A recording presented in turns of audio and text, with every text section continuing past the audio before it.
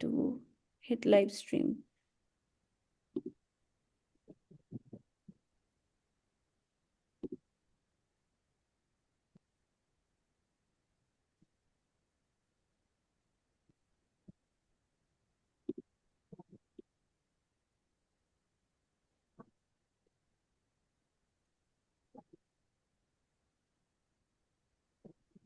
जी अस्सलाम वालेकुम। उम्मीद है आप सब खैर खैरियत से होंगे। एंड सैटरडे नाइट आप लोगों की अगर हमारे साथ इस सेशन में गुजर रही है तो we are going to make sure that it's worth your time and it's worth the effort that we are also trying to put in. As everybody knows, जो लोग फेमिलियर हैं, जो पहले हमारे सेशंस का हिस्सा रहे हैं, this is part of the series जो हमारी फ्लैश मेंटोरशिप सीरीज हैं। This is the third session in those series, and the idea is कि हम हर महीने किसी एक मेंटोर को दावत देते हैं जो कि अपने एक्सपीरियंसेस शेयर करते हैं। एंड उसको हमने स्ट्रक्चर इस तरह से किया हुआ है कि कोई ना कोई टॉपिक होता है जिस पे वो एक ओवरव्यू देने के बाद फिर भी ट्राई के क्वेश्चन एंड आंसर्स जो हैं वो ज़्यादा से ज़्यादा हो सकें। आप लोगों की भी कुछ क्वेश्चंस हमें पहले रिसीव हो चुके थे फॉर्म में जो हम मिस मारिया के साथ शेयर कर चुके हुए हैं। और आज का सेशन हमारा 2025 का पहला मेंटोरशिप सेशन है। We are beginning this year with someone जिनसे मैं पर्सनली जिनको मैं बहुत एडमायर करती हूँ, because she is very young but she is doing some amazing work in Karachi. और उनके पोस्ट मैं देखती रहती हूँ, सो आई वाज होपिंग कि वो मान जाएंगी, बिकॉज आई फील के यंग लॉयर्स को, specially people who are starting out in the profession and with the way जो पिछले कुछ अरसे से हम देख रहे हैं, एक question of exploitation of young lawyers भी, और the question of their fair compensation and other matters, और उसके अंदर किस तरह से वो अपॉर्चुनिटीज या अपने लिए एक अच्छी लीगल प्रैक्टिस या लीगल करियर जो है वो इस्टेब्लिश कर सकते हैं। I think that is a very important and crucial, it's a very critical topic जिसके लिए इट्स इम्पॉर्टेंट कि यंग लोगों को ही मौका दिया जाए कि वो अपनी, बिकॉज वो सबसे ज़्यादा रिलेट कर सकते हैं, उनके लिव्ड एक्सपीरियंसेस हैं और किस तरह उन्होंने आज के कॉन्टेक्स्ट में उन चीज़ों को अपने लिए टर्न अराउंड किया। So I think in that context I feel Maria से बेहतर कोई भी नहीं हो सकता था। So welcome, Maria, Miss Maria Tahir Chaudhary. Welcome on board. She is an advocate of the High Court in Sindh and the head of chambers at Maria Tahir Chaudhary Legal. She's also been trainer at the Police School of Investigation since July 2023, in which capacity she has conducted training sessions to educate police officials on relevant laws and procedures, contributing to their professional development and effectiveness in law enforcement roles. She also delivers training sessions to HR professionals on labor laws and compliance, helping them manage legal obligations within their organizations effectively.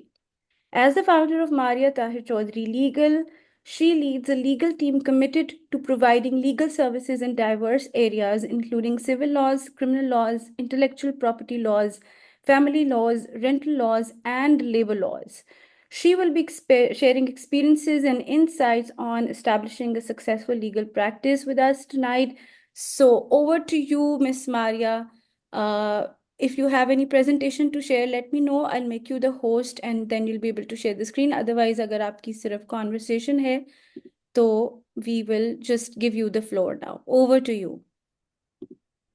Thank you so much Nida. मेरी presentation नहीं है, मैं सिर्फ conversation करूंगी।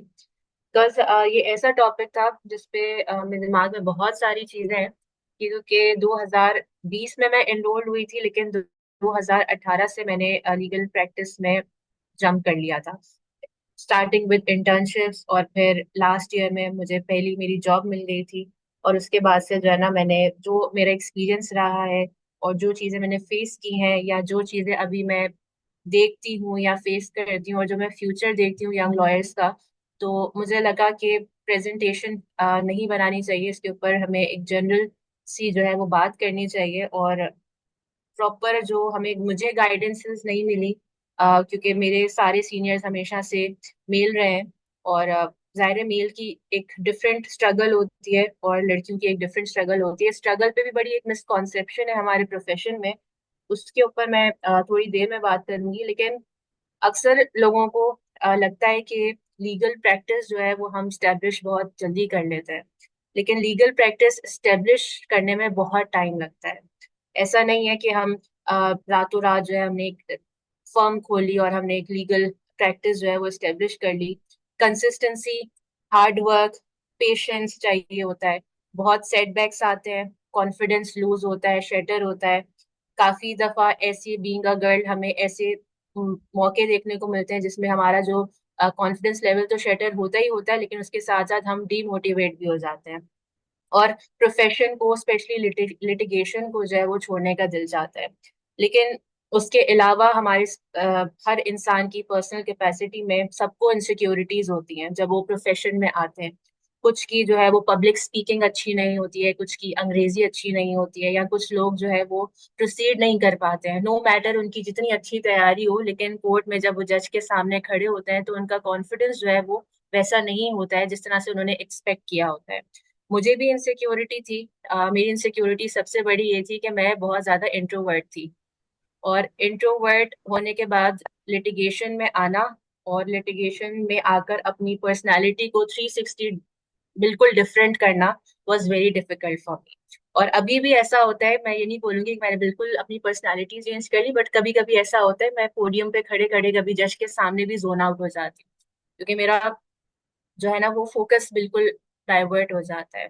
I was one of those people, दो students in my class जिसमें parents teacher meeting में teachers को मेरी पढ़ाई से शिकायत नहीं होती थी, मेरे पेरेंट्स से ये शिकायत करते थे कि बच्ची जो है वो बात नहीं करती है, उसको कुछ आता भी है तो हाथ नहीं उठाती है।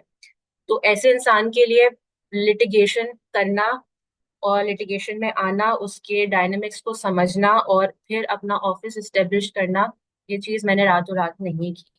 तो कुछ लोग ऐसे हैं जो मुझे लिंक्डइन पे देख के बोलते हैं, अरे आपने तो बड़ी जल्दी कब सब कुछ कर लिया। उनको सिर्फ वो नजर आता है जो मैं लिंक्डइन पे पोस्ट करती हूँ, उनको मेरी स्ट्रगल्स नजर नहीं आती जो मैं पिछले 2018 से कर रही हूँ। तो ये सबसे बड़ी इनसिक्योरिटी थी मेरी, जिसको मैंने बहुत मुश्किल से ओवरकम किया। अभी भी जैसे मैं ट्रेनिंग्स में जाती हूँ कभी कभी मैं जोन आउट हो जाती हूँ, but again you have to stay in the game. आपको अपनी इनसिक्योरिटीज को भी ओवरकम करना है, आपको फाइट बैक करना आना चाहिए। सेटबैक आए तो आपको पता होना चाहिए कि आप 10 दफा गिरोगे, लेकिन आपको ये पता होना चाहिए कि आपने खड़े वापस कैसे होना है।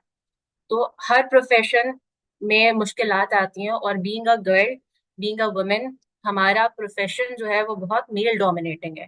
वहां पे किस तरीके से स्टैंड करना है, किस तरीके से अपने आप को चलाना है, ये गेम जो है ना वो बहुत इनिशियल ईयर्स में जिनको समझ आ जाता है वो खड़े हो जाते हैं लिटिगेशन में। और जिनको नहीं समझ आता वो कॉन्स्टेंटली जो है ना उनको लोग मिसगाइड करते रहते हैं, और वो प्रॉपर तरीके से नहीं खड़े हो पाते, और इन दी एंड काफी लड़कियों को मैंने देखा है कि वो लिटिगेशन छोड़ जाती है। तो सबसे पहले आपको ये पता होना चाहिए कि आपका गोल क्या है, आपका टारगेट क्या है। आपको ये ही नहीं पता होगा तो आप जो है वो बिना पर्पस के आप लोग घूम रहे होगे कोर्स के अंदर, कभी एक सीनियर के पास कभी दूसरे सीनियर के पास। तो गोल पता होना चाहिए, टारगेट पता होना चाहिए। Initial years. सॉरी, मैं जी। अगर थोड़ा सा आपसे रिक्वेस्ट करूँ कि गोल और टारगेट से आपका मुराद क्या है, लाइक इसको आप किस कॉन्टेक्स्ट में यूज करिए, just for some clarity if you can talk a little bit about that also. Basically goal और टारगेट से मेरी मुराद ये थी कि हमें ये पता होना चाहिए कि हम लीगल प्रोफेशन में अगर आ रहे हैं तो क्यों आ रहे हैं। क्या हमें एक फैंसी लॉ फर्म चाहिए जिसके अंदर हम बैठे, हमें मंथली पे अच्छी मिले और हम बस ये काम करें। दूसरा गोल या टारगेट ये कि हमें लिटिगेशन वाकई में करनी है। हमें पता है कि लोअर कोर्ट जाना है, हाई कोर्ट जाना है, ट्राइब्यूनल जाना है, हमारे अंदर वो एक कैपेसिटी अगर नहीं भी है तो हमने वो बिल्ड करनी है। हमारे अंदर वो एक पावर होनी चाहिए कि भाई हमने नो मैटर व्हाट, हमने सारा दिन भी खड़े होकर कोर्ट में प्रोसीड करना है, तो मैं भागम दौड़ के लिए तैयार हूँ। ये वाला माइंडसेट, या फिर ये वाला माइंडसेट कि हमें पता है भाई मैंने सिर्फ कॉर्पोरेट काम करना है, मुझे लिटिगेशन में इंटरेस्ट ही नहीं। क्योंकि हमारे यहाँ पर ना लिटिगेशन और कॉर्पोरेट की अंडरस्टैंडिंग आते आते ही 2-3 साल इंसान के गुजर जाते हैं। तो क्योंकि हमारे यहाँ करियर काउंसलिंग का कॉन्सेप्ट नहीं है, तो जब करियर काउंसलिंग नहीं होती तो जो बच्चा एक बिल्कुल रॉ होता है, जब वो ग्रेजुएट होकर निकलता है उसे सबसे ज्यादा फैंसी जो लग रहा होता है शुरू के सालों में, बल्कि शुरू के साल भी नहीं बोलूंगी, 6 महीने कोर्ट बहुत फैंसी लग रहा होता है उसको, तो उसको बड़ा इंटरेस्ट होता है। आने का, इंटरेक्ट करने का। और जब वो रियलिटीज देखते हैं लोअर कोर्ट्स की, हाई कोर्ट्स की या ट्राइब्यूनल्स की, तो उनको पता चलता है ओ ये तो वो नहीं था। क्योंकि जब मैं लॉ स्टूडेंट थी तो मैं भी वो सूट्स देखती थी और How to Get Away with Murder. तो मेरे दिमाग में जो है वो या तो क्रिमिनल लॉ था या वो एक कॉर्पोरेट कल्चर था जिसमें मुझे लगता था कि जी बड़ा फैंसी ऑफिस होता है। तो जब मैंने शुरू की 2 इंटर्नशिप्स की थी, वो भी फैंसी थी। मेरा फर्स्ट इंटर्नशिप, क्योंकि हम लड़कियों की बात कर रहे हैं, तो फर्स्ट जो मेरा इंटर्नशिप सर्टिफिकेट ना, वो बच्चा रॉ हो और इंट्रोवर्ट भी हो, पता कुछ भी ना हो। तो जो मेरा फर्स्ट इंटर्नशिप एक्सपीरियंस था वो बहुत ही पैथेटिक था, क्योंकि मेरे बॉस के साथ मैं बिल्कुल भी कंफर्टेबल नहीं थी। उनके जेस्चर्स ऐसे होते थे, तो मैं मतलब मैं डरी कभी भी नहीं। अम, हमेशा मेरे अंदर वो एक स्ट्रीक थी कि मैं डरी कभी नहीं। लेकिन वो एक पहला एक्सपीरियंस ऐसा था कि मुझे थोड़ा सा समझ आ गया कि इस प्रोफेशन में आसानी नहीं है। फिर नेक्स्ट जो इंटर्नशिप मैंने की, तो वो भी फैंसी फॉर्म थी, लेकिन वहां पे लोग अच्छे थे। तो जब मैंने अच्छा और बुरा एक्सपीरियंस देखा तो मेरा माइंड बिल्कुल ये सेट था कि ये प्रोफेशन इजी नहीं। फिर जो तीसरी मैंने इंटर्नशिप की, one of the biggest IP firms of Pakistan, वो तो बहुत ही एक्स्ट्रा ऑर्डिनरी फैंसी थी। तो जो मेरा सूट्स वाला एक माइंडसेट था, then I was like oh अब तो ये यहाँ पर फुलफिल होगा। फिर जब मैंने आईपी की प्रैक्टिस स्टार्ट की, then I got to know कि अच्छा, क्रिमिनल के अलावा आईपी भी कोई चीज होती है, और कॉर्पोरेट के अलावा इंटेलेक्चुअल प्रॉपर्टी भी कोई चीज होती है। तो जब मैंने इंटेलेक्चुअल प्रॉपर्टी की 3 महीने, 4 महीने, 5 महीने, फिर मैं वहाँ परमानेंट हो गई, मेरी फर्स्ट जॉब हो गई। फिर मैंने वहां पे बैठे बैठे मैं आईपी कर करके मैं बोर होना शुरू हो गई। अब जब मैं आईपी कर करके बोर होना शुरू हो गई, फिर मैंने ऐसी रैंडमली उनके लॉ जर्नल्स पढ़ना शुरू किए, SCMR, PLD वगैरह। फिर जब मैंने वो पढ़ना शुरू किए तो फिर मुझे आइडिया हुआ कि भाई लॉ तो बहुत ही वास्ट फील्ड है। आपके पास लेबर मैटर्स हैं, आपके पास सर्विस साइड है, आपके पास सिविल साइड है, आपके पास जो है वो फैमिली साइड है। तो वो जो एक मेरा इंटरेस्ट था towards criminal law and corporate side, वो थोड़ा सा लेस होने लग गया। तो फिर मुझे, क्योंकि मेरा लास्ट ईयर ऑफ लॉ भी था, उस लास्ट ईयर ऑफ लॉ तक मैं इंतजार करी थी कि जब तक मैं पास आउट ना हो जाऊं मैं आईपी करती हूँ। तो मुझे एक मार्जिन मिल गया बिफोर ग्रेजुएशन कि मैं ये डिसाइड कर लूं कि मुझे लिटिगेशन करना है या कॉर्पोरेट करना है। वो मेरा टाइम जाया नहीं हुआ। और जब मैं जैसे ही पास आउट हुई, मैंने स्विच किया लिटिगेशन फॉर्म में, क्योंकि मैं अपना माइंडसेट बना चुकी थी। क्योंकि आईपी फॉर्म में डिस्ट्रिक्ट कोर्ट में भी हम जाते थे, हम आईपी ट्राइब्यूनल में भी जाते थे, हम हाई कोर्ट में भी जाते थे। तो उन उस टाइम पीरियड में मुझे ये मौका मिला टू अंडरस्टैंड कि मुझे लिटिगेशन करना है या मुझे कॉपरेट करना है। फिर जब मैंने लिटिगेशन में फर्म में स्विच किया, तो वो एक बहुत ही बड़ा ट्रॉमा था मेरे लिए, क्योंकि कॉर्पोरेट आईपी फर्म में मैं बहुत अच्छे पैसे कमा रही थी। और जब मैंने लिटिगेशन फर्म में स्विच किया तो वो आधे से भी ज्यादा आधी अमाउंट हो गई।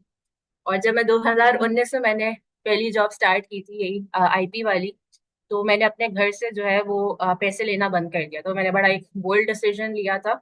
लेकिन जब मैं लिटिगेशन में स्विच किया तो मुझे जो है बड़ी मुश्किल, क्योंकि जाहिर है मैं वो डिसीजन वापस नहीं ले सकती थी।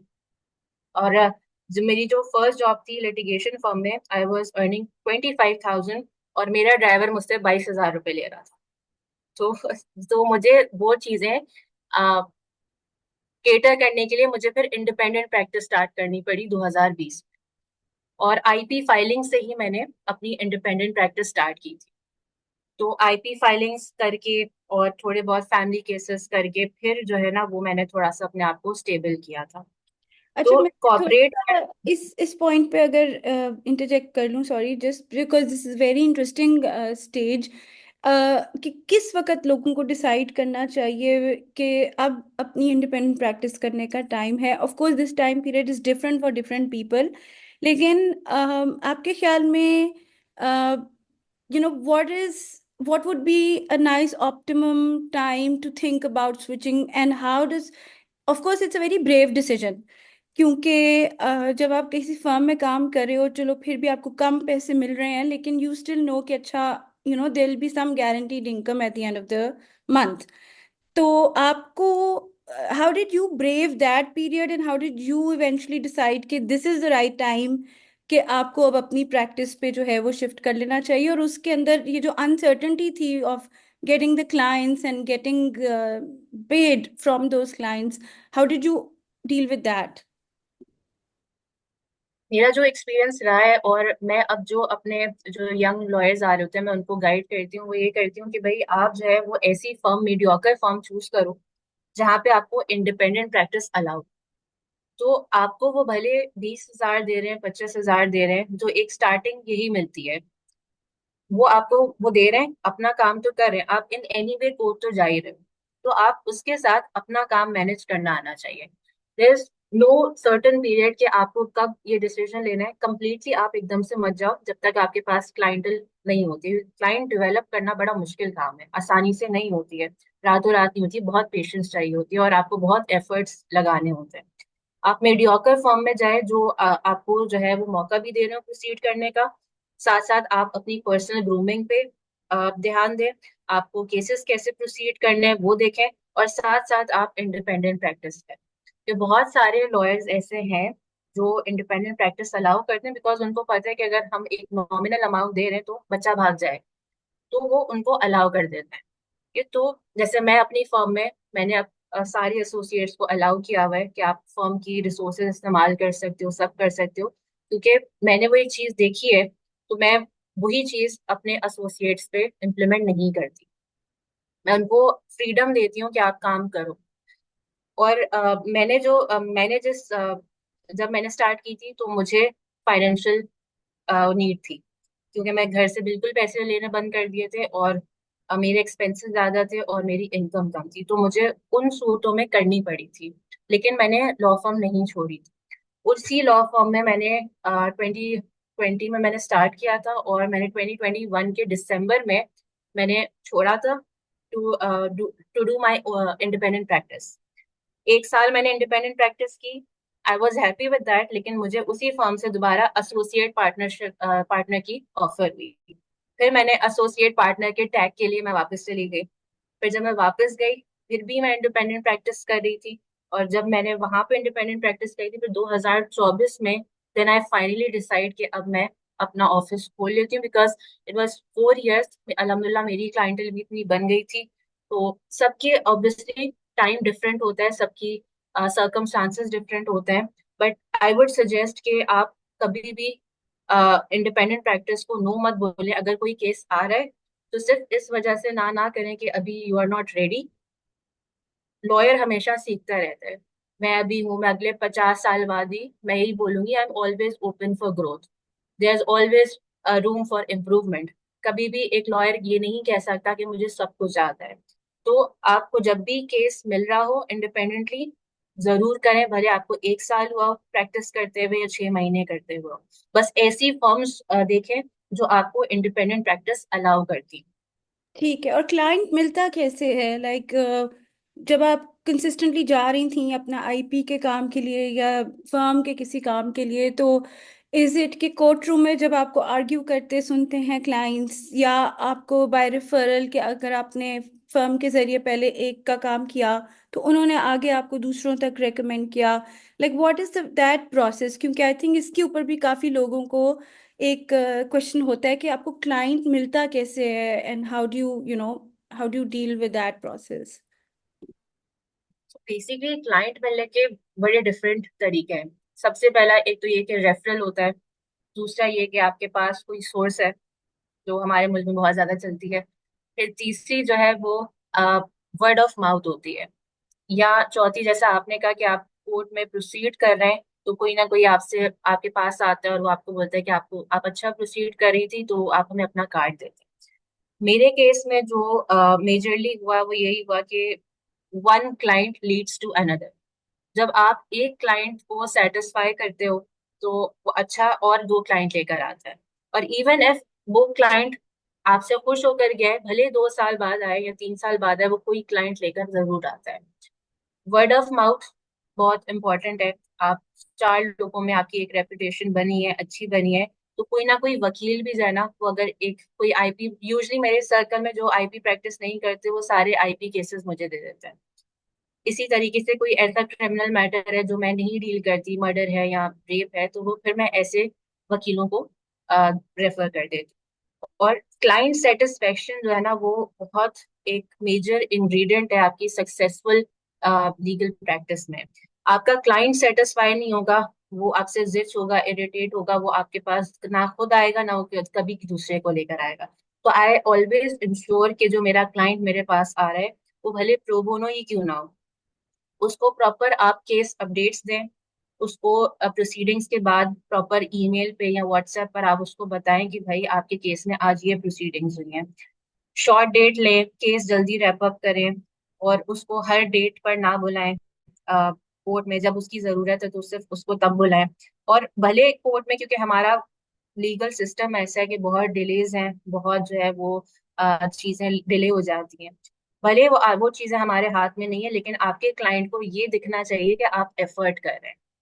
भले एफर्ट आपकी जो है वो यूजलेस जा रही हो, क्योंकि हाई कोर्ट में यूजली जब हम जाते हैं तो या तो केसेस डिस्चार्ज हो जाते हैं या केसेस प्रोसीड नहीं होते, या बाज दफा ऐसा होता है कि हम फुल प्रिपेयर होकर जाते हैं लोअर कोर्ट में और जजेस छुट्टी पर होते हैं। तो आप अपनी तरफ से एफर्ट करें, क्लाइंट को दिखे कि आप एफर्ट करें, भले वो आप आउटकम आपके हाथ में ना हो। और सबसे जो एक मेजर चीज है कि आप हमेशा जो अपनी कॉरेस्पॉन्डेंस है ना, वो बहुत रियल रखें। रियलिस्टिक अप्रोच होनी चाहिए, उसको झूठे वादे ना दें कि जी हम 3 महीने में तुम्हारा केस करके दे देंगे, या उसको गलत एडवाइस ना करें। अगर कोई चीज नहीं आती है, सही है, पहले आप उससे मीटिंग से पहले उससे पूछें कि आपका क्या मैटर है। वो आपको बताए, आप उस पर रिसर्च करें, आप अपनी वर्किंग करें, होमवर्क करें, और उसके बाद जो है उसको मीटिंग में बुलाएं। इन हेस्ट मैंने अक्सर लोगों को देखा है, वो क्या करते हैं कि हाँ हाँ जी, हो जाएगा हो जाएगा हो जाएगा, खुद भी नहीं आता है, वो खुद भी फंसते हैं और फिर क्लाइंट को भी फंसा देते हैं। और जब वो फंसा देते हैं तो फिर इवेंचुअली ये होता है कि क्लाइंट फिर दूसरे वकील के पास चला जाता है, और इस तरह से ना सिर्फ हमारी रेपुटेशन खराब होती है बल्कि हमारी स्टैंडिंग भी खराब होती है। तो in haste manner, just because हमें अच्छे पैसे मिल रहे हैं, इन हेस्ट मैनर कोई ऐसा काम ना करे कि जो खुद भी ना आता हो। जैसे मैंने कहा, there is always room for improvement, और हर दिन हम कुछ ना कुछ नया सीखते हैं। और मैं हर दिन जब घर से निकलती हूँ, मैं सोच के निकलती हूँ कि आज मुझे क्या नया सीखने को मिलेगा, और लिटरली मुझे हर दिन कुछ ना कुछ नया सीखने को मिलता है, भले कुछ एक क्लरिकल स्टाफ से ही क्यों कुछ ना सीखने को मिले। तो I am always open to growth. हमेशा माइंडसेट ये रखना चाहिए यंग लॉयर्स को स्पेशली, कि आपको हमेशा ग्रोथ के लिए ओपन रहना चाहिए, ग्राउंडेड रहना चाहिए, और कभी भी ये नहीं बोलना चाहिए कि हमें सब कुछ आता है। फिर उसके अलावा जो मुझे लगता है कि सबसे ज्यादा जरूरी है हमारी लीगल प्रैक्टिस के लिए, लड़कियों के लिए, कि बिजनेस प्लान हमें पता होना चाहिए। अगर हमने अपना कोई स्टार्टअप किया है, फर्म खोल ली है, तो हमें ये पता होना चाहिए कि हमारी टारगेट मार्केट कौन सी है। अब कुछ लोग होते हैं जो इनिशियल ईयर्स में ही डिसाइड कर लेते हैं कि हमने करना ही फैमिली लॉ है, या हमने करना ही लेबर प्रैक्टिस है, या हमने करने ही रेंट केसेस। तो उन जो लोग बिल्कुल डिसाइड कर लेते हैं शुरू से कि हमने क्या करना है, उनके लिए जरूरी है कि वो पहले अपनी टारगेट ऑडियंस को हिट करें। उनको ये पता होना चाहिए कि हमें किस तरह का क्लाइंट चाहिए, और ये वाला क्लाइंट हमें इस तरीके से मिलेगा। किस तरीके से मिलेगा? या तो आपकी ऑनलाइन प्रेजेंस हो, या आप ऐसी गैदरिंग्स में जाते हो जहाँ पे आपको आपके टारगेट ऑडियंस मिले, टारगेट क्लाइंट मिले। उसके बाद उस जगह पे आपने अपनी लीगल फ्रेटर्निटी में और इवन अदरवाइज आपने अपनी रेपुटेशन ऐसी स्टेब्लिश करनी है, तो लोग आपको देखकर या सुनकर बोले अच्छा वो वकील, हाँ वो काम अच्छा करता है, या काम अच्छा नहीं भी करता, एक अच्छा ट्रस्ट वर्दी वकील बनना भी बड़ी मुश्किल बात है, जिसके लिए लोग कह सके कि यार हाँ, रुलाता नहीं है, काम कर देता है। या अगर काम नहीं भी हो रहा तो चलो एफर्ट्स करता है, ऑनेस्ट है, कम्युनिकेट कर लेता है, ऐसा नहीं होता कि हम फोन कर रहे हैं और वो उठा नहीं रहा है। तो एक ये वाली रेपुटेशन बनाना भी बड़ा मुश्किल काम है मार्केट में। फिर दूसरी चीज ये कि आप इनिशियल ईयर्स में जब आपने अपना एक स्टार्टअप किया है, फर्म खोली है, इंडिपेंडेंट प्रैक्टिस कर रहे हैं, तो आपको प्रैक्टिस किस तरह की करनी है। दो तरह की प्रैक्टिस है जो अब तक सो फार मैंने अपने बिजनेस प्लान में इम्प्लीमेंट की, वो ये कि किस तरह के केसेस लेने हैं, किस तरह के केसेस में वो वाली प्रैक्टिस मुझे जो लगा कि मुझे नहीं करनी चाहिए, वो ब्लैकमेलिंग वाली प्रैक्टिस नहीं करनी है मुझे। दूसरी ये कि हर टाइप का अगर मैं केस ले भी रही हूँ, मतलब मिसाल के तौर पे जिसमें मुझे अच्छी फीस नहीं मिल रही है, मैं उसको प्रो बोनो कैटेगरी में डाल के मैंने वो भी टेकअप किए। Just to be in the game and just to start the game. क्योंकि इनिशियल ईयर्स में अपना ऑफिस खोलने के बाद मुझे ऐसा फील नहीं हुआ कि मुझे इतने पिक एंड चूज करना चाहिए कि किस फीस क्राइटेरिया का क्लाइंट मेरे पास आ रहा है। तो मैंने एक मिनिमम फीस क्राइटेरिया सेट किया हुआ है। इससे नीचे जो होंगे उनको मैं प्रो बोनो कंसिडर करती हूँ, और उससे ऊपर जो है वो मेरे फीस वाले केसेस। तो उससे ये हुआ कि मुझे डिफरेंट चीजों पे काम करने का जब मौका मिला, तो मुझे मालूम हुआ कि भाई अच्छा ये भी ऐसा ऐसा भी होता है। तो मतलब there is nothing to lose. अगर मैंने कोई केसेस प्रो बोनो भी किए हैं तो उसमें मैंने बहुत कुछ सीखा है। तो आई टेक दैट कि मैंने, अगर मुझे कुछ मॉनेटरी मीन्स में फायदा नहीं हो रहा, तो मुझे लर्निंग मीन्स में बहुत फायदा। तो आपका ये माइंडसेट जरूर होना चाहिए। और मैं कहती हूँ अगर आपका सिर्फ और सिर्फ ये प्लान है कि आपको जो है वो पैसे कमाने हैं, तो मैं आपको ये बोलूंगी कि आप लिटिगेशन के अंदर अपना टाइम वेस्ट ना करें। आप सीधा जो है वो कॉर्पोरेट में जाएं, क्योंकि लिटिगेशन में इनिशियल ईयर्स में बिल्कुल भी पैसे नहीं है। आप अच्छी फर्म में काम कर रहे हैं, वो फर्म भी आपको फिर यही करेगी कि आपको सिर्फ वो पैसे देगी, आपको प्रोसीड करने का मौका नहीं देगी। तो जो टॉप नॉच फर्म्स होती हैं वो यही करती हैं कि वो आपको पैसे तो दे देती हैं, लेकिन आपको वहाँ सीखने का मौका नहीं मिल रहा होता। क्योंकि वो सिर्फ आप फाइल या तो पीछे पकड़े हुए होते हो, या फिर वो आप सिर्फ रिसर्च वर्क कर रहे होते हो, या फिर आप जो है वो सीनियर कोर्ट हाई कोर्ट के अंदर नंबर अपडेट करते हुए बैठे हुए होते हो। तो मीडियोकर फर्म्स में जहाँ सीखने को मिलता है वहां पे पैसे नहीं मिलता है। तो अगेन वही मैं रिपीट करूंगी कि आपको इनिशियल ईयर्स में डिसाइड करना है कि आपने आपका गोल क्या है, पैसे कमाने हैं या काम सीखना है। अगर पैसे कमाने हैं तो टॉप नॉच फर्म्स की तरफ जाएं लिटिगेशन में, या फिर आप कंपनीज के लीगल डिपार्टमेंट्स में जाएं जो आपको पैसे पे करते हैं। और वो फिर कॉर्पोरेट काम होता है, अग्रीमेंट्स होते हैं, और उनके जो मेन काम होता है वो उनके जो सोर्स काउंसिल्स होते हैं वही कर रहे होते हैं। और आपका काम सिर्फ उनसे कॉरेस्पॉन्डेंस करना होता है। तो गोल शुरू में ही क्लियर होना चाहिए। स्पेशली अगर लास्ट ईयर में आप लोग हैं, तो लास्ट ईयर में अपने लॉ स्कूल के ये इस चीज पे वर्किंग शुरू कर दें कि लिटिगेशन करनी है, कॉपरेट करनी है। और इवन अब आप लोगों ने अगर ग्रेजुएशन कर ली है, जैसे अभी कोई इंट्रोडक्शन दे रहा था कि अभी लास्ट ईयर में है, या किसी ने बोला कि अभी ग्रेजुएशन की है, स्टार्ट किया है, तो अभी से अपना माइंड मेकअप करें कि आप लोगों ने करना क्या है। क्योंकि दिन गुजर जाते हैं, महीने गुजर जाते हैं, साल गुजर जाते हैं, और फिर हम रिग्रेट करते हैं कि हमने अपना टाइम वेस्ट कर दिया। तो टाइम वेस्ट नहीं करें, ये चीजें शुरू में ही डिसाइड करें। और फिर अगर इंडिपेंडेंट प्रैक्टिस करनी है तो क्लाइंट मेकिंग पे और बिजनेस प्लान पर अपना फोकस रखें। फिर उसके बाद एक और चीज जो वकीलों के लिए बहुत इंपॉर्टेंट होती है, और ऑब्वियसली लीगल प्रैक्टिस स्टेब्लिश करने के लिए भी जरूरी है, वो है नेटवर्किंग। अब नेटवर्किंग के लिए जो है वो आप दूसरे लोगों से इंटरेक्ट करें, डिफरेंट कॉन्फ्रेंसेस पे जाएं। कॉन्फ्रेंसेस के अलावा आप जो है वो अ, ऐसे लोगों से रिलेशनशिप, प्रोफेशनल रिलेशनशिप डेवलप करें जो बिजनेस कम्युनिटी के हैं, या जो है वो आपके पास बिजनेस ला सकते हैं, जो आपको लगता है कि आपका पोटेंशियल क्लाइंट बन सकता है। तो इस तरह की नेटवर्किंग जो है ना वो बहुत जरूरी होती हैं, और ये एकदम से नहीं आती हैं, विद द टाइम आती हैं। लेकिन ये जरूरी होती है। मैं बिल्कुल भी नहीं करती हूँ ये वाले काम, क्योंकि मैं इंट्रोवर्ट हूँ। तो बस मैं ऑफिस के बाद जो है मैं जाके मी टाइम करना पसंद करती हूँ। ट्रेनिंग्स वगैरह जरूर करती हूँ जो मुझे कॉन्फ्रेंसेस लगती है कि हाँ फायदेमंद है, काम की है, सीखने को मिलेगा, अच्छे लोगों से इंटरेक्ट करने का मौका मिलेगा, मैं उनमें जरूर जाती हूँ। और लेकिन वो Friday night, Saturday night party वाली नेटवर्किंग पे मैं नहीं जाती। लेकिन बहुत सारे लॉयर्स ऐसे हैं जिनके इस तरह के इवेंट्स होते हैं, और हमारे एनुअल एनुअल डिनर्स होते हैं बार काउंसिल्स की तरफ से। आप उस पर जाएं, आप लोगों ने नए लोगों से मिलने का मौका मिलेगा। लेकिन एक जरूर एडवाइस करूंगी, सबकी अपनी पर्सनल चॉइसेस होती हैं, लेकिन इनिशियल ईयर्स में किसी भी बार पॉलिटिक्स में जो है वो इन्वॉल्व ना हो। अपनी ग्रूमिंग पे ध्यान दें, अपनी प्रोफेशनल कैपेसिटी को बिल्ड करने पे ध्यान दें, क्योंकि ये ज्यादा चीजें जरूरी है इनिशियल ईयर्स में।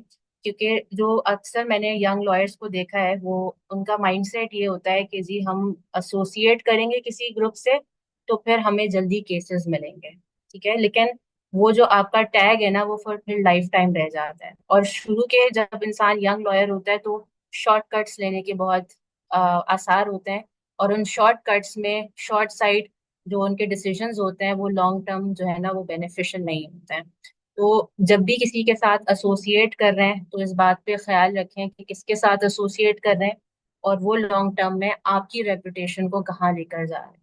प्रोफेशनल रिलेशनशिप सबसे अच्छा रखना चाहिए, हर किसी से अच्छा रखना चाहिए, लेकिन कभी भी प्रोफेशनल रिलेशनशिप के चक्कर में अपनी पर्सनल रेपुटेशन जो है वो स्टेक पर नहीं लगानी है, यंग लॉयर्स को स्पेशली। क्योंकि अभी रिसेंटली मैं एक दो लोगों से बात कर रही थी जो अ, अभी बहुत ज्यादा एक्टिव थे अपने बार पॉलिटिक्स में। तो मैंने उनसे सवाल किया, मैंने कहा आप बहुत यंग हो और आप इस तरीके से इतना एक्टिवली पार्टिसिपेट कर रहे हो। तो उन्होंने बड़े हंस के कहा कि जी हम तो शॉर्टकट ले रहे हैं, हम इनके साथ एसोसिएटेड रहेंगे तो हाईलाइटेड रहेंगे, और जो मीडिया प्रेजेंस में भी इन लोगों के साथ साथ दिखेंगे तो हमारे पास केसेस आएंगे। तो ये सुन के मुझे बड़ी हैरानगी हुई थी। और फिर मैंने अपना टाइम याद किया कि हम लोग कितना, मतलब मुझे कोई बहुत 8-10 साल नहीं हो गए, लेकिन ये 4-5 सालों में जो यंग स्लॉट आई है वो हमसे बहुत डिफरेंट है। और मेरे जो सीनियर है वो भी मुझसे बहुत ज्यादा सीनियर नहीं है, he is also young, but वो मुझे खुद ये बात कहते हैं कि मैं तुम पर मेहनत की है, लेकिन अब मेरे पास जो आता है मैं उस पर मेहनत नहीं करता, बिकॉज पोटेंशियल भले हो लेकिन उनके अंदर हार्ड वर्क के बजाय शॉर्ट कट्स लेने की इतनी आदत है कि मुझे लगता है मैं अपनी एनर्जी वेस्ट कर रहा हूँ। तो और जब मैं अब, क्योंकि मैं भी अपनी फर्म चला रही हूँ, और जब मैं यंग स्टूडेंट्स को ट्रेनिंग देती हूँ इंटर्नशिप के नाम पे, मैं उनको बेसिकली ट्रेनिंग देती हूँ। और जब वो मेरे पास आते हैं और मैं उनके एटीट्यूड देखती हूँ तो मुझे जो है वो थोड़ा सा कंसर्न भी होता है। और मैं उनसे कभी कभी कम्युनिकेट करने की भी कोशिश करती हूँ कि there is no shortcut in law, आपने मेहनत करनी है तभी आप आगे जाओगे, देयर इज नो शॉर्टकट। लेकिन अब जो यंग स्लॉट आ रही है वो थोड़ा सा डिफरेंट माइंडसेट के साथ आ रही है। तो ये चीजें जो है वो ख्याल रखनी चाहिए। और हमें ये वाली चीजें, शायद अभी भी यंग लॉयर्स को ये गाइडेंस नहीं मिलती है, शायद इसलिए उनके फ्रेश ब्रेन्स होते हैं, उनको पता नहीं होता है, उनको गाइडेंस नहीं मिल रही होती है, और हमें भी नहीं मिली थी टू बी वेरी ऑनेस्ट। अब बहुत सारी चीजें डेवलप हो गई हैं, जैसे आप ये सेशंस कर रही हैं, पहले ये सेशंस नहीं होते थे, हमें नहीं पता होती थी चीजें, करियर काउंसलिंग नहीं होती थी हमारी। तो अब चीजें काफी मॉडिफाई हो गई हैं, अच्छी हो गई हैं, और ये सेशंस, अवेयरनेस सेशंस जो है बहुत अच्छे हैं यंग बच्चों को अवेयरनेस देने के लिए। और इवन अदरवाइज ऐसे लोग जैसे मैं, यंग प्रोफेशनल हूँ, मैं शेयर कर रही हूँ वो चीजें जो मैंने फेस की और रियल लाइफ फेस की। और मैं वन ऑफ दोज पीपल जो कोर्ट में ख्वार भी हुई हूँ, मैंने क्लरिकल काम भी किया है, मैंने केस भी चलाया है, मैंने सर्टिफाइड कॉपीज के लिए भी अप्लाई किया है। तो एक स्क्रैच से मैंने जब काम किया तो today I am able to tell my experience के चीजें आसान नहीं है, लिटिगेशन आसान नहीं है, लिटिगेशन बहुत मुश्किल है। और स्पेशली लड़कियों के लिए हमारे यहाँ जो मैं स्ट्रगल का मैंने शुरू में जिक्र किया कि सब कहते हैं अक्सर, हजरात जो है हमारे प्रोफेशन में, वो कहते हैं कि जी लड़कियां ऐसा क्या डिफरेंट करती हैं जो लड़के नहीं करते। आई कम्प्लीटली अंडरस्टैंड कि लड़की और लड़कों की काम करते वक्त स्ट्रगल सेम है, सेम रिसर्च करनी है, ड्राफ्टिंग करनी है, वर्किंग आवर्स भी सेम है। लेकिन what they don't understand is कि लड़कियों को दो स्ट्रगल्स करनी पड़ती हैं।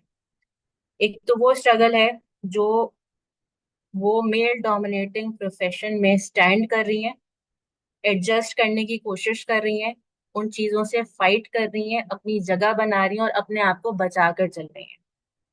क्योंकि ऐसे लॉयर्स मैंने देखे हैं, और देखे क्या है उनके मुंह से मैंने सुना है कि लड़कियों को तो जी काम ही नहीं आता, वो आई कैंडी होती हैं।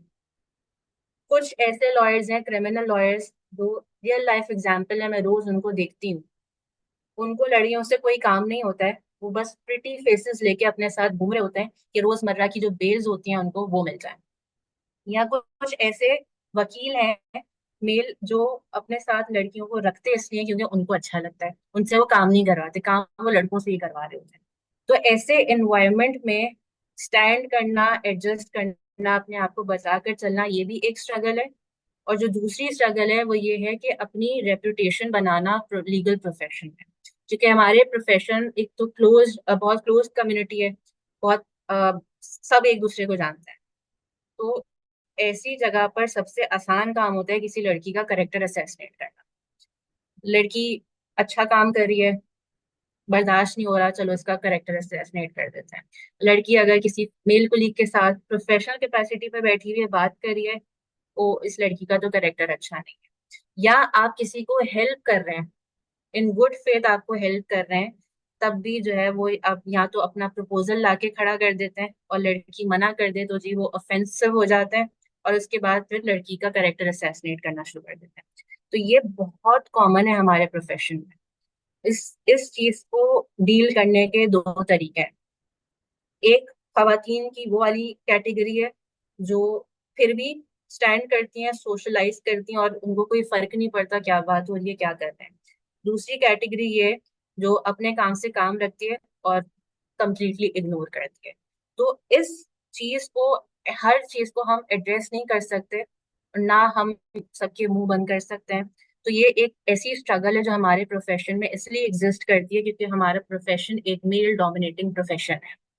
इस मेल डोमिनेटिंग प्रोफेशन में ये, आप कुछ कह रही हैं? जी मैं बस आई मीन आपकी बात से ऑफ कोर्स एग्री करती हूँ। हमने वैसे सुना था कि कराची में सिचुएशन थोड़ी बेहतर है, लाहौर में ज़रा ज़्यादा मुश्किल है।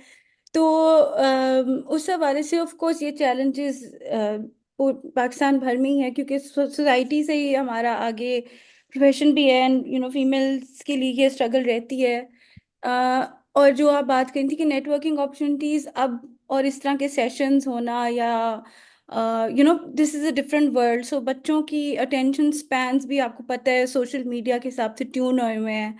सो ऐसे में ऑब्वियसली एक इशू ये भी आता है कि not necessarily intentionally, but it's just कि उनका कल्चर ही ऐसा बन गया हुआ है कि वो इन्वेस्टेड नहीं है किसी भी चीज़ में। इट्स नॉट जस्ट कि वो इस प्रोफेशन में इन्वेस्टेड नहीं है या शॉर्टकट्स ढूंढते रहते हैं।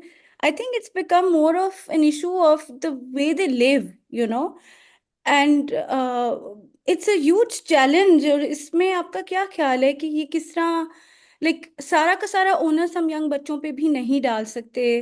I feel that this is a much bigger social problem now, and I feel that it needs maybe some more maybe more deep thinking into how to address these issues, because इतनी आदत पड़ चुकी है। अब तो AI भी आ गया है, उसके भी हमने देखे हैं कि एक तरह से इन्फ्लुएंसेस हैं। तो मजीद लोगों का जो है ऑटोमेशन की तरफ फोकस जाने शुरू हो गया है।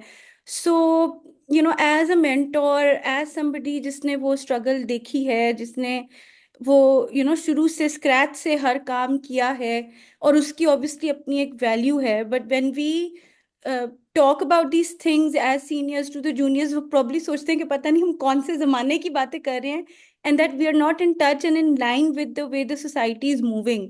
तो ये चैलेंजेस बिल्कुल हैं, बट इसको डू यू थिंक कि ये सिर्फ हमें एज सीनियर्स जूनियर्स पे बस डाल के या उनका एटीट्यूड का मसला समझ के छोड़ नहीं देना चाहिए, बल्कि can there be another way to deal with it? या इस हवाले से हमारी या सीनियर्स आपके ख्याल में क्या रिस्पॉन्सिबिलिटी बनती है? हम क्या कर सकते हैं for this to guide them and support them? देखिए, ऑब्वियसली अगर आप सही कह रही हैं, ओनस नहीं डाल सकते क्योंकि बहुत ज्यादा ट्रेंड चेंज हो गया है। और जिस तरीके से भी हुआ उसके ऊपर बात नहीं करेंगे, लेकिन ट्रेंड चेंज हो गया है, you are right. But being a senior, अभी जैसे मैंने रिसेंटली एक पोस्ट भी डाली थी कल परसों के, एक जूनियर जो है वो मेरी एक पॉजिटिव चीज को भी एक नेगेटिव वे में ले गया, कि जिसपे मैंने ट्रेनिंग और लोकल लॉ के बारे में बात की थी, और ही गॉट ऑफेंसिव कि आप हमें फॉरेन ग्रेजुएट से जो है वो कंपेयर कर रहे हैं। जबकि मेरी प्योर इंटेंशन ये था और है कि मैं, क्योंकि लोकल लॉ ग्रेजुएट्स को जो है वो अपॉर्चुनिटीज नहीं मिलती हैं जो फॉरेन ग्रेड्स को मिलती हैं। हमारे यहाँ तो जो इवन अच्छी फर्म्स एडवर्टाइज कर रही होती हैं, हायरिंग कर रही होती हैं, उस पर भी वो ब्रैकेट में लिख देती हैं foreign graduates will be preferred. तो इन चीजों को देखते हुए, क्योंकि मैं खुद भी एक, मैंने लोग, मेरे पास पाकिस्तानी डिग्री है, मेरे पास इंटर्नशिप अपॉर्चुनिटीज नहीं थी। तो मैंने इतने सारे, पिछले एक साल में बहुत सारे बच्चों को मैंने ट्रेनिंग्स दी है, मैंने प्रोजेक्ट बेस्ड इंटर्नशिप्स करवाई है, इरिस्पेक्टिव ऑफ द फैक्ट कि जो भी एटीट्यूड हो। लेकिन मैंने स्टिल अभी जो भी इंसिडेंट हुआ, उस बच्चे ने जो भी उसका एटीट्यूड था ऑफेंसिव, उसने जो भी बोला, मैं उससे जो है मैंने बैक ऑफ नहीं किया। मैंने ये नहीं सोचा कि मुझे अपनी ये कोशिश रोकनी है। उसके उस पोस्ट के बाद मेरे पास दो और बच्चों ने मुझे मैसेज किया कि we want to learn from you. तो that was a positive thing for me. तो मुझे ये लगता है कि मैं अपनी बार काउंसिल को ब्लेम करूं या मैं उनको बोलूं कि जी आप ट्रेनिंग प्रोग्राम्स रखें, तो वो चेंज मैंने खुद अपनी फर्म में मिल आई।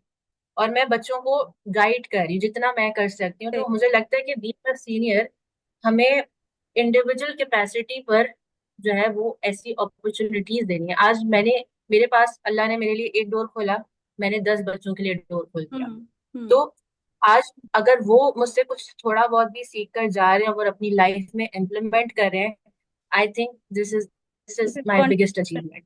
तो मैं बिल्कुल अग्री करती हूँ। एक और जो रिलेटेड क्वेश्चन आते हैं establishing successful legal practice related, जो जितना मेरा स्टूडेंट्स के साथ इंटरेक्शन रहता है अर्ली ईयर्स के अंदर, एक तो करियर पाथ डिसाइड करना, जैसे आपने कहा कि शुरू में डिसाइड कर लेना चाहिए कि क्या करना है, उसमें उनको मसला होता है फिगर आउट करने में, so they want to experiment with everything.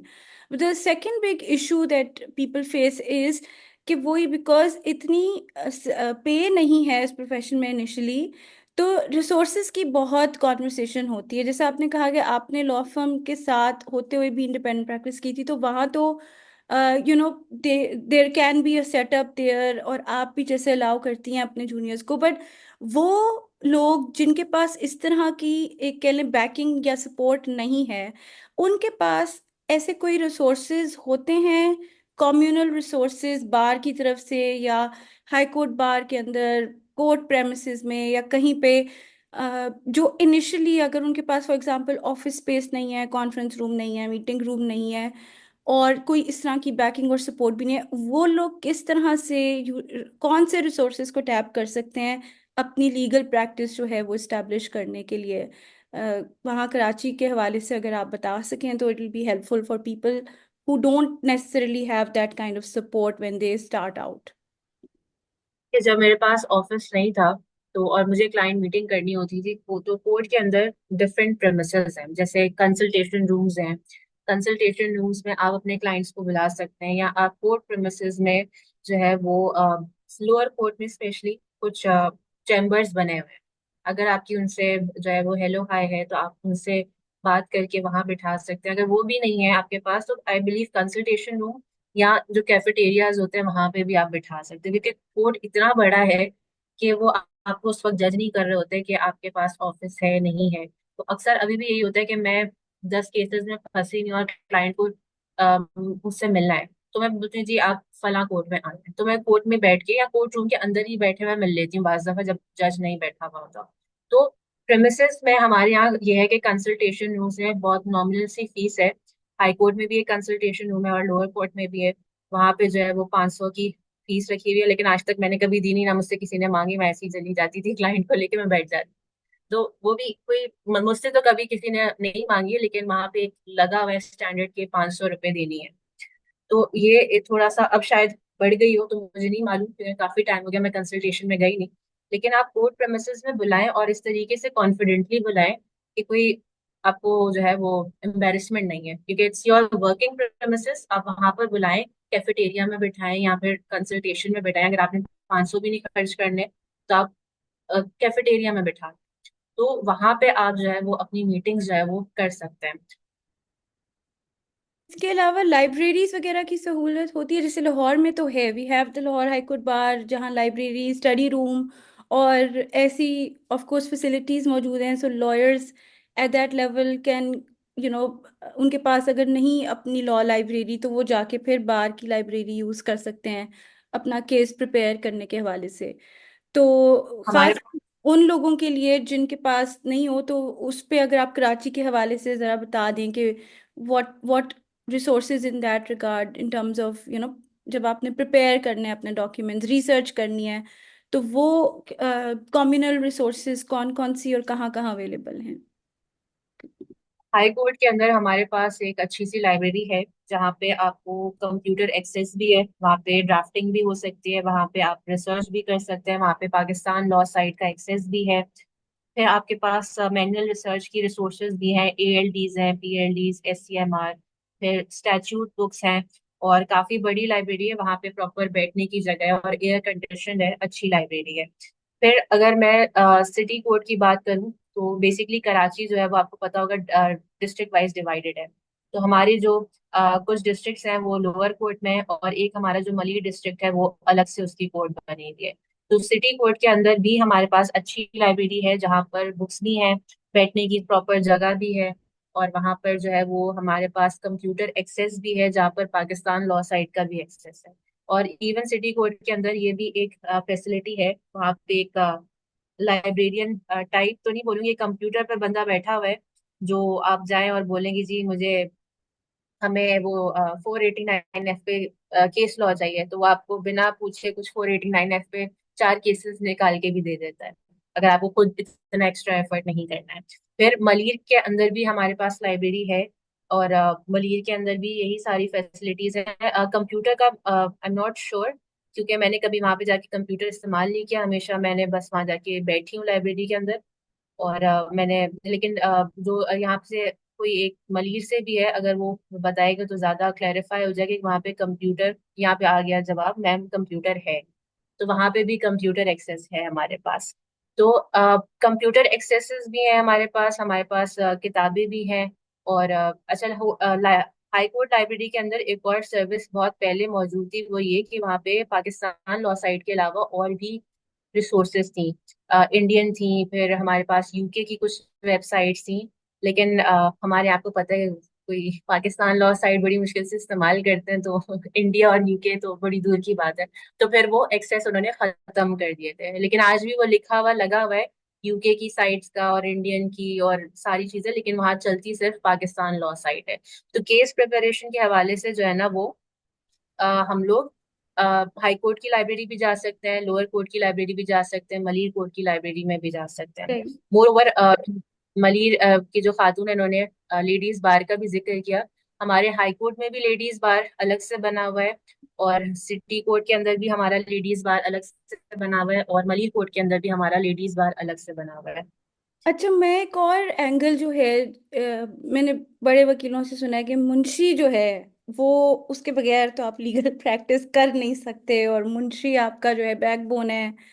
अ, वो सारे डायनामिक कैसे होता है? Do you have a Munshi? If not, why not? And if so, तो उनका क्या रोल होता है? And अगर यंग लॉयर स्टार्ट आउट कर रहा है, तो मतलब हाउ कैन दे गेज के, किस मुंशी को उनको इंगेज करना चाहिए, ये किस तरह से, वो डायनामिक किस तरह से प्ले आउट करते हैं? Because again it's something very basic, but a lot of people when they are starting out, उनको वो डायनामिक भी जो है क्लियर नहीं होता। सो इफ यू कैन, आपका कोई अगर एक्सपीरियंस और आपकी जर्नी में रहा है कोई ऐसा एक्सपीरियंस मुंशीज के साथ, बेशक अपना नहीं भी, लेकिन जिस फर्म में आप थी, तो वो डायनामिक भी जरा अगर आप थोड़ा सा एलैबोरेट कर दें फॉर द लिसनर्स, तो it will be very helpful. Thank you.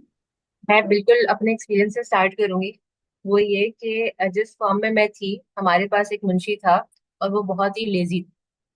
एक तो उसको जो है वो सीधा बोलते थे कि सर, हम मैं तो सिटी कोर्ट नहीं जाऊंगा, मैं हाई कोर्ट जाऊंगा। तो उनके वो वाले स्टैंडर्ड्स थे। और उस वक्त मैं बिल्कुल फ्रेश थी, मैं बिल्कुल मतलब कह लें कि मैं I was the only associate of my senior, और हमारे पास एक ही क्लर्क था और मैं एक ही एसोसिएट, जो वो भी लड़की थी। तो मैं मतलब उस वो एक मैं कहूंगी, मुझे बहुत इरिटेशन होती थी शुरू में, क्योंकि ये काम नहीं करता, ये हाई कोर्ट में रहता है, सिटी कोर्ट नहीं आता, डेट लेनी है, एडजर्नमेंट फाइल करनी है, सर्टिफाइड कॉपी निकलवानी है, मतलब A to Z lower court में जाके मैं काम करती। 6 महीने इरिटेशन हुई, 8 महीने इरिटेशन हुई, फिर उसके बाद मैं प्रो हो गई। मैं कहती थी तुम आओ ही ना तो अच्छा है। तो मतलब वो क्लैश मेरे, जब तक मैं वहां एसोसिएट पार्टनर भी बन गई ना उस फॉर्म में, तब भी मेरे ये क्लैश रहे थे। उसके बाद जो है वो अब मतलब मैं इस पोजीशन पे आ गई हूँ कि अब मैं ना मुंशी पे डिपेंड करती हूँ, ना मैं अपने किसी सब ऑर्डिनेट पे डिपेंड करती हूँ। अब मुझे मतलब मैं इतनी प्रो हो गई हूँ कि अगर कोई नहीं भी है ना, तो मुझे कोई फर्क नहीं पड़ता कि मैं केस ड्राफ्ट रिसर्च कर रही हूँ, ड्राफ्ट कर रही हूँ, फिर मैं जाके परमिशन लेके मैं केस फाइल भी कर सकती हूँ, और मैं उसको फिर परमिशन लेने के बाद, फाइल करने के बाद मैं केस आके चला भी दूँ। तो मैंने अपने आप को इस तरह से ट्रेन किया है इतने सालों में कि मुझे मुंशी की जरूरत नहीं रही। मैं अभी भी मेरे ऑफिस में आई हैव 3 मुंशीज, लेकिन वो सारे मैंने फ्रीलांसर रखे हैं। फ्रीलांसर इन अ वे कि मुझे जब उनकी जरूरत होती है मैं सिर्फ उनको तब कॉल करती हूँ, क्योंकि अब मैं इस स्टेज पर आ गई हूँ कि, और वो एक पहला एक्सपीरियंस मेरा इतना बुरा था मुंशी के साथ कि आई एम लाइक मुझे अपने दफ्तर में कोई मुंशी नहीं चाहिए, और लेजी मुंशी तो बिल्कुल ही नहीं चाहिए। तो मुंशी, जो लोग कहते हैं कि वो बैकबोन होता है, बिल्कुल बैकबोन होता है, लेकिन उस मुंशी को जो है ना वो हमारी लॉ फर्म्स में, बहुत सारी लॉ फर्म्स में इतना एक्सेस मिल जाता है कि उनके इतने नखरे हो जाते हैं कि वो फिर आप उनके ऊपर डिपेंड करने शुरू हो जाते हैं। तो एक मेरी एडवाइस ये है कि आप इंडिपेंडेंट प्रैक्टिस में अपने आप को इस तरह से ट्रेन करें कि आप बीइंग एन इंडिविजुअल किसी के ऊपर डिपेंडेंट ना हो। आज भी मेरे पास अपनी डायरी होती है, वो डायरी मैं मेंटेन करती हूँ, मेरे सबऑर्डिनेट्स करें ना करें मुझे पता होता है कि मेरा कौन सा केस लगा हुआ है। डेलीगेट करती हूँ चीजें, लेकिन मैं किसी पे भी डिपेंड नहीं करती। तो एडवाइस मेरी ये है कि मुंशी नो डाउट बहुत काम के होते हैं, रैपिडली काम कर देते हैं, हर चीज वेल मेंटेन्ड होती है, लेकिन बीइंग एन इंडिविजुअल और बीइंग एन लिटिगेटर आपको अपने आप को इस तरह से ट्रेन करना है कि मुंशी ना भी हो एंड इवन सबऑर्डिनेट भी ना हो, तो आपको पता होना चाहिए कि आपने ऑपरेट कैसे करना है। आपको ये ना, ऐसा ना हो कि आप हाथ पैर छोड़ के बैठ जाओ जी आज मुंशी नहीं आया, आज तो केस फाइलिंग ही नहीं होगी। तो आपको ये मेजर चीजें बहुत इनिशियल ईयर से आनी चाहिए, स्पेशली व्हेन कि अगर आपने अपना माइंडसेट बना लिया है कि आपको लिटिगेशन ही करनी है, तो लिटिगेशन में अगर आपने करनी है तो आप इवन सब ऑर्डिनेट्स रख रहे हैं या आप मुंशी भी रख रहे हैं तो आपको डेलीगेट करना आना चाहिए, और वो आपकी इस माइंडसेट के साथ आपके साथ होने चाहिए। आपका माइंडसेट ये होना चाहिए कि ये मेरी असिस्टेंस के लिए है, आपने उनके ऊपर रिलाई नहीं करना है। तो ये एक मुझे लगता है कि मुंशी, क्योंकि जो लोग बहुत ज्यादा मुंशी पर डिपेंड करते हैं मैंने उनको बहुत बुरे तरीके से कोलैप्स करते हुए भी देखा है। तो ये चीज आपको माइक्रो मैनेज ना करें, एडमिनिस्ट्रेटिव टास्क पे इतना भले टाइम ना लगाएं, लीगल वर्क पे टाइम लगाएं, लेकिन यू शुड नो कि आपने कब डेलीगेट करना है और कब जो है वो आपने असिस्टेंस लेनी है। रिलायंस ना मुंशी पे रखनी चाहिए ना अपने किसी एसोसिएट पे रखनी चाहिए। दैट्स व्हाट आई थिंक, और मेरा अपना पर्सनल एक्सपीरियंस यही रहा है मुंशियों के साथ कि वो, अब उनको पता चल जाए ना कि उनको कि आप उनके बिना ऑपरेट नहीं कर सकते, तो फिर वहां से ब्लैकमेलिंग शुरू हो जाती है। हम्म। तो इसलिए मैंने कभी भी ना अपने सबऑर्डिनेट को ना किसी मुंशी को मैंने ये पावर दी है कि उसको ये लगना शुरू हो जाए कि मैं जो हूँ अब ब्लैकमेल हो सकती हूँ। क्योंकि मेरे पास अक्सर ऐसा भी होता है कि वो लोग काम करके भी आ जाते हैं ना, तो मैं जाके क्रॉस चेक करके आती हूँ। तो ये वो एक बुरी आदत भी डेवलप हो गई है, लेकिन मुझे लगता है कि आप जब कुछ खुद कुछ स्टेब्लिश करते हो ना अपने हाथों से, हम्म। तो फिर आपको इन चीजों का ख्याल रखना पड़ता है। ऐसा ही है। आपको कितना अरसा लग गया, इन टर्म्स ऑफ अपनी जो इंडिपेंडेंट प्रैक्टिस बिल्कुल इंडिपेंडेंट करने में from the firm that you were at? मैंने 2023 में, अ, मैं ऑडिबल हूँ? जी जी जी जी। Okay. मैंने 2023 के दिसंबर में मैंने ऑफिस लिया था, और 2024 के जनवरी से मैंने प्रॉपर ऑपरेशनल किया था। तो 2023 के एंड तक मुझे हो गया था कि I should start my own thing now. क्योंकि मुझे आप बाज दफा ना ऐसा होता है कि आप एक जगह काम करते करते करते आपको पता चल जाता है कि आपका डेड एंड आ गया और आपकी ग्रोथ रुक गई है। हम्म। तो मेरे साथ यही हुआ था कि मुझे उस फर्म में, इवन दो मैं एसोसिएट पार्टनर पे आ गई थी और मैं 2-4 साल में पार्टनर भी शायद बन जाती, लेकिन मुझे समझ आ गया था कि वहां पे मेरी ग्रोथ रुक गई है। तो उस जब मैं एसोसिएट पार्टनर थी तभी मैंने एक और जॉब स्टार्ट कर दी थी part time, additional advocate general साहब के साथ। मैं उनकी रिसर्च वर्क देखती थी। तो रिसर्च वर्क उनकी जब मैंने देखनी शुरू की तो मुझे मालूम हुआ कि दुनिया सिविल साइड से आगे भी है। वहां पे कॉन्स्टिट्यूशनल मैटर्स में देखती थी, उन पे रिसर्च करती थी, कॉन्स्टिट्यूशनल प्रैक्टिस किस तरीके से बड़ी फर्म्स कर रही हैं, उनके क्या आर्ग्यूमेंट्स हो सकते हैं, टैक्स मैटर्स क्या होते हैं, और उनके साथ मैंने उनको सुप्रीम कोर्ट तक असिस्ट किया है। तो मुझे सुप्रीम कोर्ट की वर्किंग पता चली, हाई कोर्ट में कॉन्स्टिट्यूशनल मैटर्स पता चले, तो फिर मुझे रियलाइज होना शुरू हुआ कि अब मैं मजीद इस जगह रुकी तो मेरी ग्रोथ जो है ना वो अब डाउनवर्ड जाएगी। तो सही। दैट वाज द टाइम मुझे लगा कि मुझे अब अपनी इंडिपेंडेंट कंप्लीटली कर लेनी चाहिए। टाइम लगेगा मजीद स्टेब्लिश होने में, but that was the thing कि मैंने थोड़ा सा रिस्क ही लिया था, एक बोल्ड डिसीजन भी लिया था। लेकिन अल्लाह का शुक्र है, वर्थ इट। मुझे रिग्रेट नहीं है। नहीं नहीं, बल्कि आप बहुत अच्छा काम कर रही हैं, and we are all aware of the amazing work that you doing. एक क्वेश्चन है वसामा का, तो मैं चाहूंगी वसामा अनम्यूट करके खुद ही अपना सवाल आपके सामने रखते हैं अगर।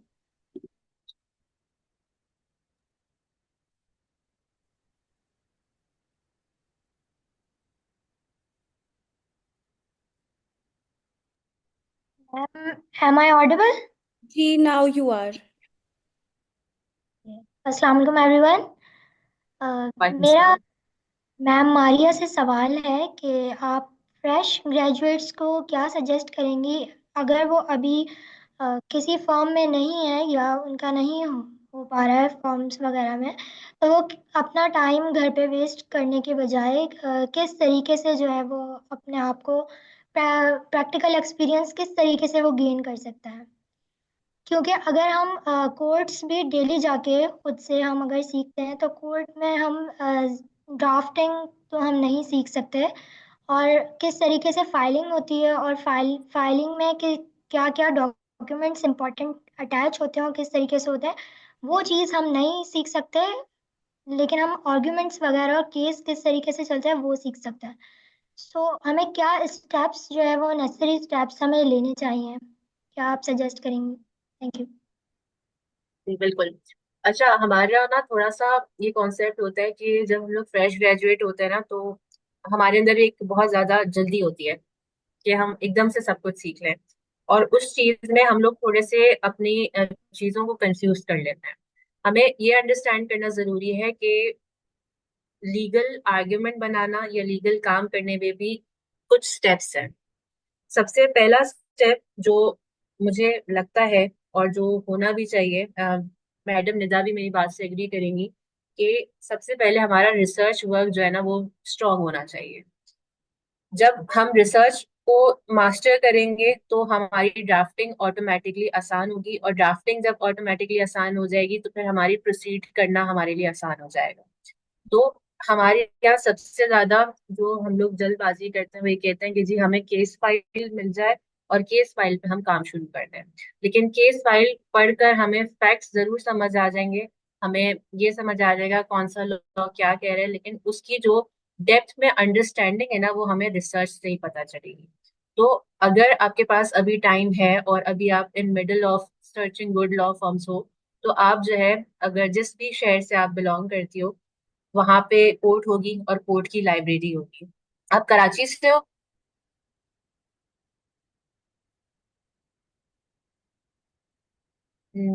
वसामा। वसामा क्या, आई डोंट नो।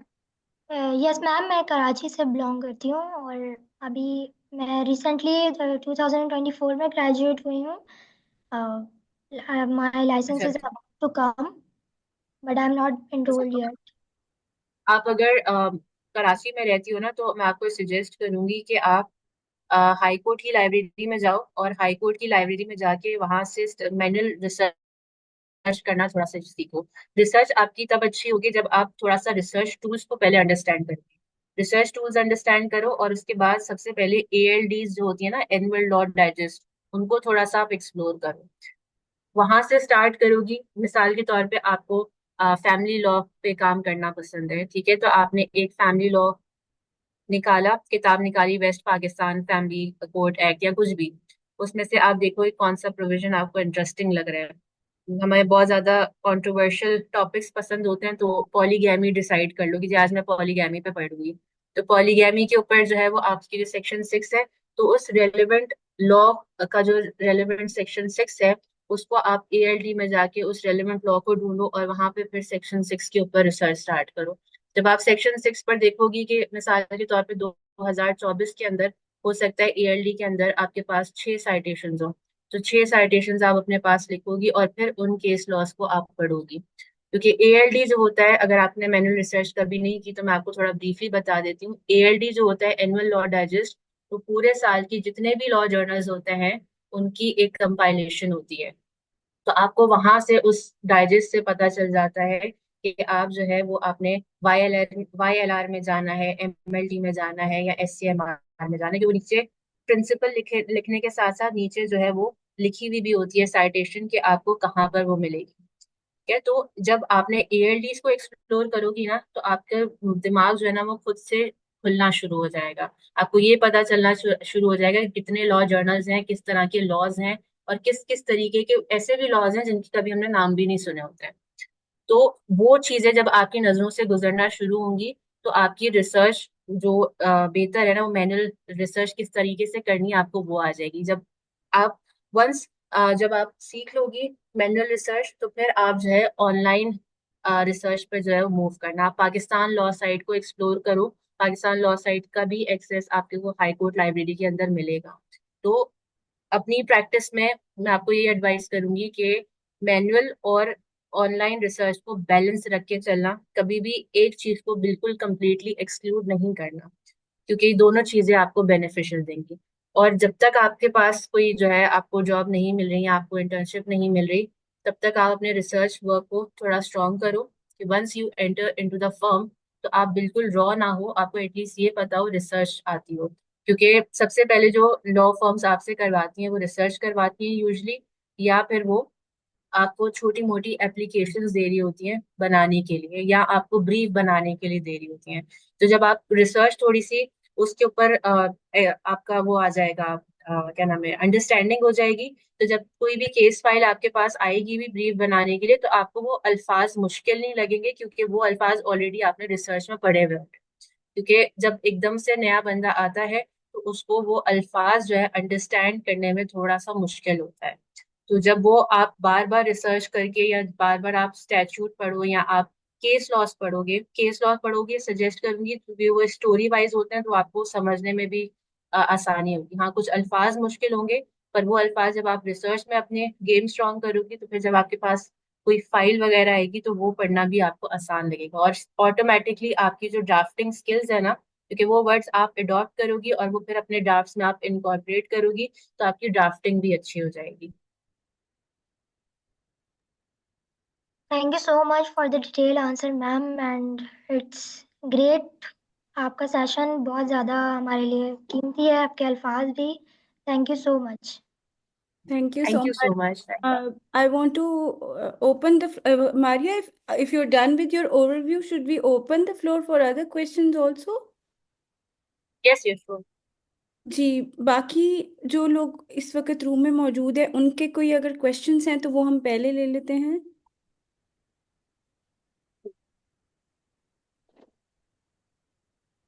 जी जैनब, आप अनम्यूट कर लीजिए। मैम, जैसे मैंने आपको पहले बताया कि मैंने अभी फॉर्म ज्वाइन किया, इस्लामाबाद बार कौंसिल में मैं रजिस्टर्ड हूँ। तो जैसे फॉर्म हमने ज्वाइन किया हुआ है, तो हम किसी रेफरेंस के थ्रू उधर चले जाते हैं। लेकिन फिर होता है कि वो सिखाते आपको नहीं है, मतलब जो आपका सीनियर वकील होता है ना, वो आपको टाइम नहीं देता। आप खुद उनसे ऑफिस में जाके फाइल लोगे तो खुद रीड आउट करोगे, उनसे पूछोगे तो वो आधा एक सवाल का जवाब देंगे, वरना वो नहीं देते हैं ना। तो बाकी सीनियर्स हमें कहते हैं, कभी कभी भी आपको सीनियर खुद नहीं सिखाता है, आपको खुद उसके पीछे भागना पड़ता है ना। और फिर वो हम ये कहते कि आप ऑफिस में हमारे साथ बैठो। फिर हमारे कुछ और सीनियर्स वो कहते कि नहीं, आपका स्टार्ट लेवल तो आप मतलब कोर्ट्स रूम में बैठा करो, उधर प्रोसीडिंग्स देखा करो। वो जब मैंने उधर ट्राई किया, तो उधर मतलब आपको केस का बैकग्राउंड का इतना पता नहीं हो, तो आप वो मतलब मुझे वो टाइम का वेस्ट लगा ना, कि मतलब मैं टाइम जाया करूँ रूम में बैठ कर ऐसी खाली, वाला मेरे सीनियर का केस नहीं है वो ना। तो दूसरा मतलब फिर हम जब मैं सर से कहती हूँ कि आप हमें कोई छोटे मोटे स्टार्ट में काम रिसर्च दिया करें, कोई एप्लीकेशन हो तो आप हमें कहा करें ना। लाइक वो मुंशी टाइप है कि हम मतलब केस का आप सब फाइल करवाना है, ये वो सामान किस तरह से भेजा जाता है ना। लेकिन वो इतने खास देते नहीं है फिर हमें, मतलब उनका इत्तेमाद नहीं है। बस ये है जैसे आपने कहा था कि एक दूसरे में आप इस बात का जवाब दें कि मतलब हम कैसे, ये फीमेल हो के हम कैसे हैंडल करें इस बात को। क्योंकि वो कहते मतलब लड़की थोड़ी अच्छी है तो बस मेरे एक वो बन जाएगा दूसरे वकीलों में ना, कि मेरे साथ इंटर्नीज फीमेल लड़कियां ज्यादा है, उस बात पे भी सीनियर्स खुश हो जाते हैं। तो मैम अब स्टार्ट में मुझे समझ नहीं आती कि हम कहाँ से स्टार्ट ले लें, मतलब हम ऑफिस में बैठ कर क्या काम से स्टार्ट करें। मतलब अगर आप काइंड समझ थोड़ा सा बता दें इस बारे में। मैं हमेशा सबको ये बात करती हूँ, और मैं सबको यही बोलती हूँ, और अपने पर्सनल एक्सपीरियंस से बात बता रही हूँ, कि आपको सीनियर कभी भी नहीं सिखाता, या आपको आगे बढ़कर खुद इनिशिएटिव लेना है। और वो आपको कभी भी नहीं बोलेगा कि आओ बिठाओ, आओ बेटा बैठो मैं सिखाता हूँ। आपको खुद इनिशिएटिव लेना है। और अक्सर और बेशतर खवातीन जो जिनसे मेरी बात होती है लोअर कोर्ट में, वो कहती हैं जी हमें सीनियर नहीं सिखाते, हम बस फाइल पकड़ के पीछे चल रहे होते हैं। तो उन सबको मैं यही बोलती हूँ कि भाई आपको सीनियर एक ट्रैक जरूर दिखा सकता है, आपको ये बता देगा ये रास्ता यहाँ चले जाओ, वो आपको कभी भी उंगली पकड़ के नहीं सिखाएगा। ठीक है, तो हमारे जैसे आप इस्लामाबाद में करते हो, हमारे पंजाब में वहाँ लिफाफे का कॉन्सेप्ट है कि लिफाफा होता है, उसके अंदर फाइल मौजूद होती है। तो वहां पे वहां के भी अक्सर लोग पूछते हैं मुझसे कि जी हमें, हम क्या करें, हम लिफाफा लें, हम क्या मतलब किस तरह से सीखें। मैं आपको अपना पर्सनल एक्सपीरियंस बताती हूँ। जब मैं फर्म में गई थी, एक कॉर्पोरेट फर्म से निकल के लिटिगेशन फर्म में, तो ये जो चीज थी ना कि मेरे सीनियर के अंदर भी थी, क्योंकि वहां पे मैं पहली लड़की थी, और जिसके रिप्लेसमेंट पे मैं आ रही थी, वो लड़का जो है वो छोड़कर जा रहा था, और उसके ऊपर सर बहुत रिलाई करते थे। तो इवन दो कुछ ऐसे केसेस जिनके ऊपर सर ने उसको फीस भी दे दी थी और वो चला भी गया था, तब भी वो देख रहा था। तो जब मैंने ये चीजें देखी तो फिर मैंने अंडरस्टैंड किया कि क्योंकि सर का ट्रस्ट डेवलप नहीं हुआ मुझ पर, इस वजह से वो अपने केसेस के साथ रिस्क नहीं ले रहे। तो उस चीज को मैंने किस तरह से केटर किया, मैंने इस तरह से केटर किया कि हर काम जो मुझे असाइन नहीं भी था ना, मैंने उसकी फाइलें भी निकाल निकाल के पढ़ना शुरू कर दी। और जब सर कोई बात करते थे तो मुझे पता होता था कि उस फाइल के अंदर क्या है। तो मैंने खुद से इनिशिएटिव लेके मैं सर को बता दी कि सर इसमें हम ऐसे नहीं ऐसे कर सकते हैं। तो सर ने जब मेरा इंटरेस्ट देखा, सर ने कहा कि हाँ ये पढ़ भी रही है, इंटरेस्ट भी है, विलिंग भी है, तो फिर सर ने मुझ पे रिस्क लेना शुरू किया।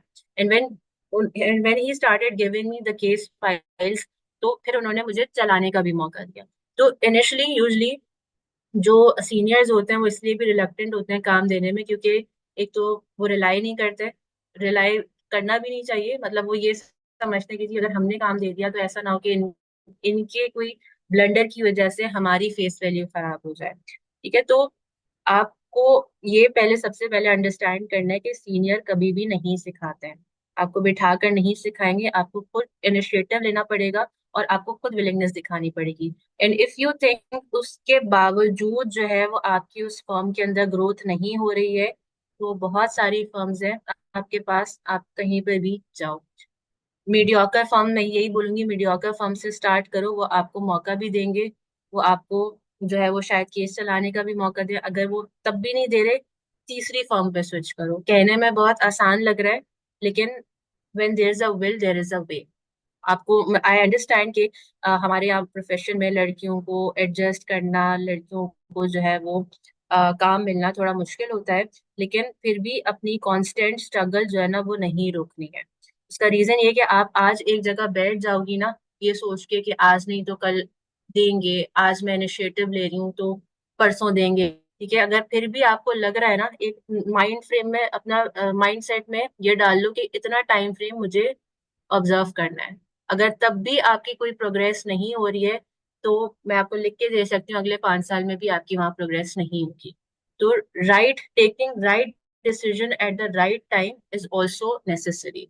आपने अपना टाइम वेस्ट नहीं करना है। अभी थोड़ी देर पहले भी मैंने कहा था, दिन गुजर जाते हैं, हफ्ते गुजर जाते हैं, महीने गुजर जाते हैं, साल गुजर जाते हैं, और फिर हम लोग रिग्रेट करते हैं कि काश हम जो है उस टाइम पे ये डिसीजन ले लेते।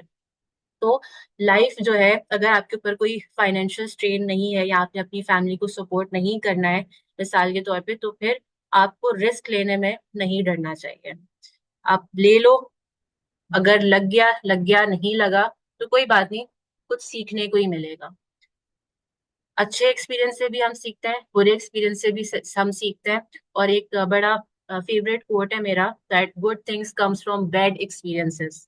तो जब भी मेरे साथ जिंदगी में कुछ बैड होता है तो फिर मैं ये कोट सोचती हूँ और फिर वो मुझे मोटिवेट करता है। तो हमारे लिए, जैसे मैंने कहा ना कि लड़कियों को दो तरह की स्ट्रगल्स करनी पड़ रही है हमारे प्रोफेशन में, दूसरी स्ट्रगल रह गई थी, दूसरी स्ट्रगल यही थी कि अपनी रेपुटेशन अपने काम के थ्रू बनाना। तो हम्म। जब आपको कोई मौका ही नहीं मिलेगा आगे बढ़ने का, तो आप अपनी रेपुटेशन बनाओगे कैसे?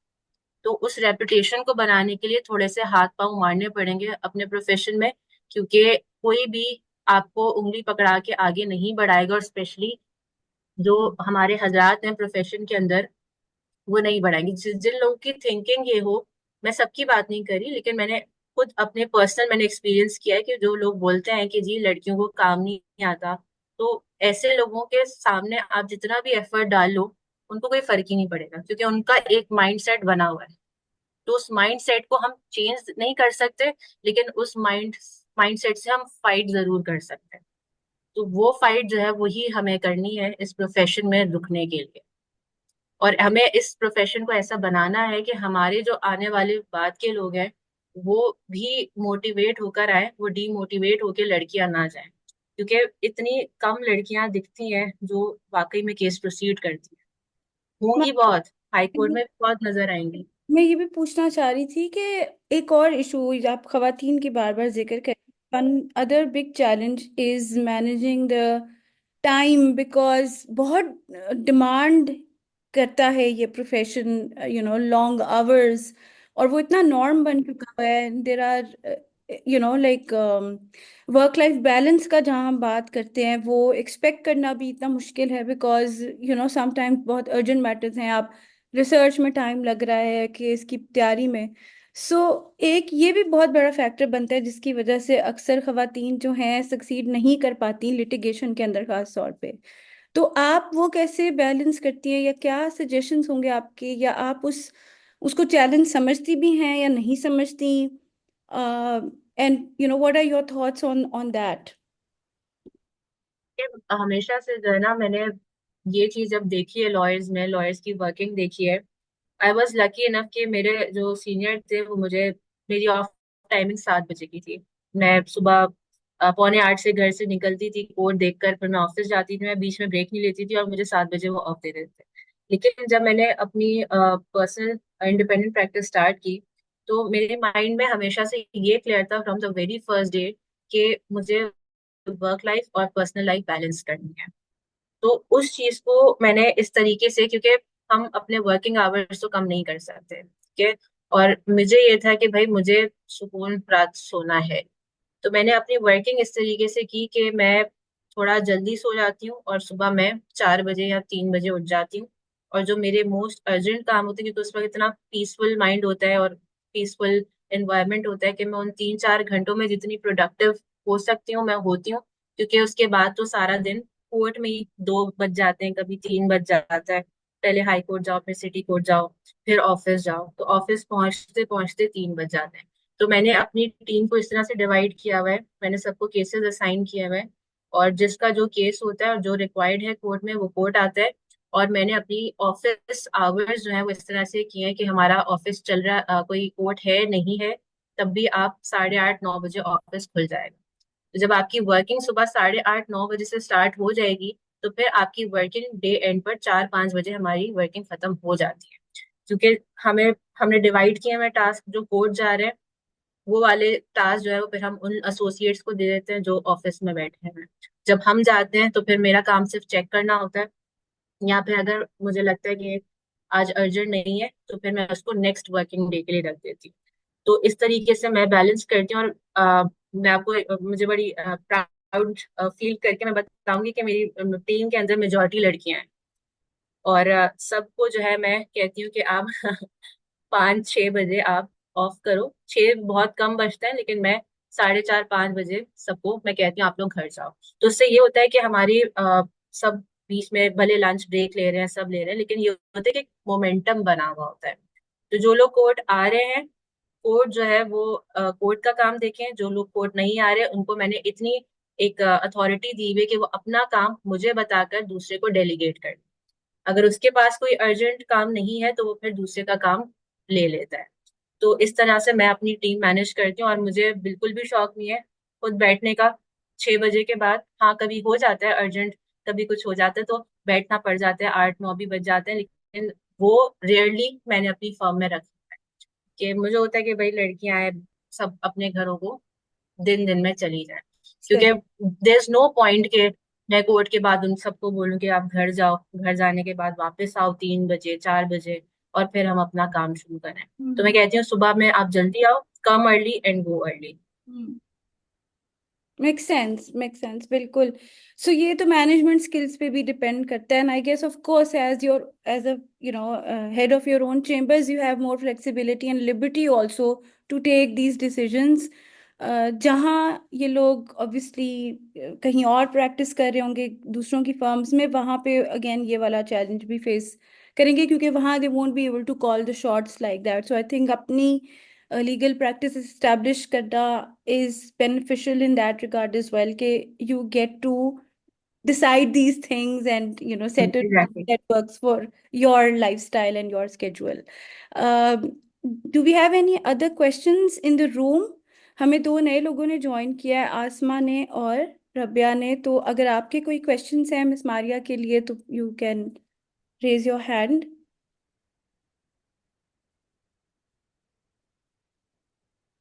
अगर एक जब तक कोई क्वेश्चन, जी एक जी चीज मैं ऐड ऑन करना चाहूंगी। जी जरूर मैंने जरूर. ना अक्सर लड़कियों को ये कहते हुए जो है वो सुना है कि उनको ना समझ नहीं आ रहा होता कि जो मेल क्लाइंट्स हैं उनको डील कैसे करना है।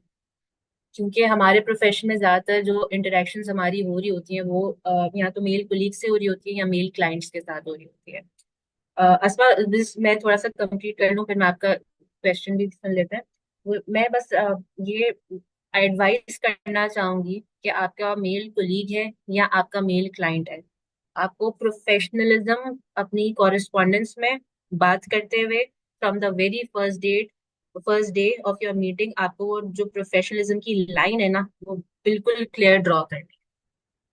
आपको बात करते हुए मतलब कॉरेस्पॉन्डेंस करते हुए जो है वो इमोजीज नहीं बनानी है, आपको बहुत प्रोफेशनल रहना है। और आप बता दें उनको जी ये मेरे वर्किंग आवर्स हैं, इनमें मैं आपको रिस्पॉन्ड करूंगी। कुछ क्योंकि कुछ क्लाइंट्स को शौक होता है जानबूझ के 11 बजे या तो कॉल कर रहे होते हैं मैसेज कर रहे होते हैं। तो आप बस बता दें कि मेरे ये वर्किंग आवर्स हैं और मैं इसी के अंदर रिस्पॉन्ड करूंगी। तो एक वो प्रोफेशनलिज्म वाला जो एक फैक्टर है ना, जब तक वो मेंटेन रहेगा वो अगला बंदा आप एक लिमिट लाइन में रहेगा। जहाँ वो प्रोफेशनलिज्म वाला थोड़ा सा भी वेग होता है ना तो फिर वो बंदा बाउंड्री क्रॉस करता है। तो ये एक प्रोफेशनल वाली चीज मैं मेरे माइंड में थी जो मैं डिस्कस करना चाहती थी। बिल्कुल ठीक हो गया. आई थिंक हम आसमा के क्वेश्चन की तरफ मूव कर सकते हैं. और रबिया ने इन राइटिंग भेजा है, but we'll hear Asma first and then we'll go to रबिया's क्वेश्चन.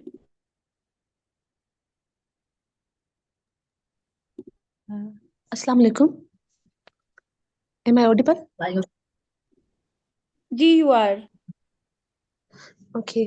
तो मैम मैंने ये क्वेश्चन पूछना था कि अगर एक कोई फ्रेश ग्रेजुएट है और उसने अभी प्रैक्टिस स्टार्ट की है, लाइक 3 या 4 मंथ उसने किसी फर्म में काम किया है, तो how will I figure out कि वाकई में मेरी वहाँ लर्निंग हो रही है? और सेकंड मेरा क्वेश्चन ये है कि अगर हम कोर्ट जा रहे हैं तो हम लोग कोर्ट के प्रोसेस या प्रोसीजर को कैसे सीख सकते हैं? मतलब क्योंकि काफी दफा हम लोग फाइल्स तो पढ़ लेते हैं किसी केस वगैरह की, लेकिन कोर्ट की प्रोसेस का हमें पता नहीं होता है. तो उन सारे वो कोर्ट्स के एटिकेट्स या वो सारे प्रोसेस को बंदा कैसे लर्न करे? कोर्ट के एटिकेट्स को या कोर्ट के प्रोसीजर को? मैम प्रोसीजर को बेसिकली. प्रोसीजर मतलब जो मैं अंडरस्टैंड कर रही हूँ कि केस किस तरीके से चलता है, कौन सी स्टेज पहले आती है, that's what you are saying right? जी जी बिल्कुल. इसका बहुत आसान तरीका मैं आपको बताती हूँ कि आप जो है ना वो सीपीसी खोल के जो ऑर्डर्स है ना उसको ऑर्डर्स को पढ़ें, सिर्फ वो वाले ऑर्डर्स जो प्रोसीजर बताते हैं, ठीक है?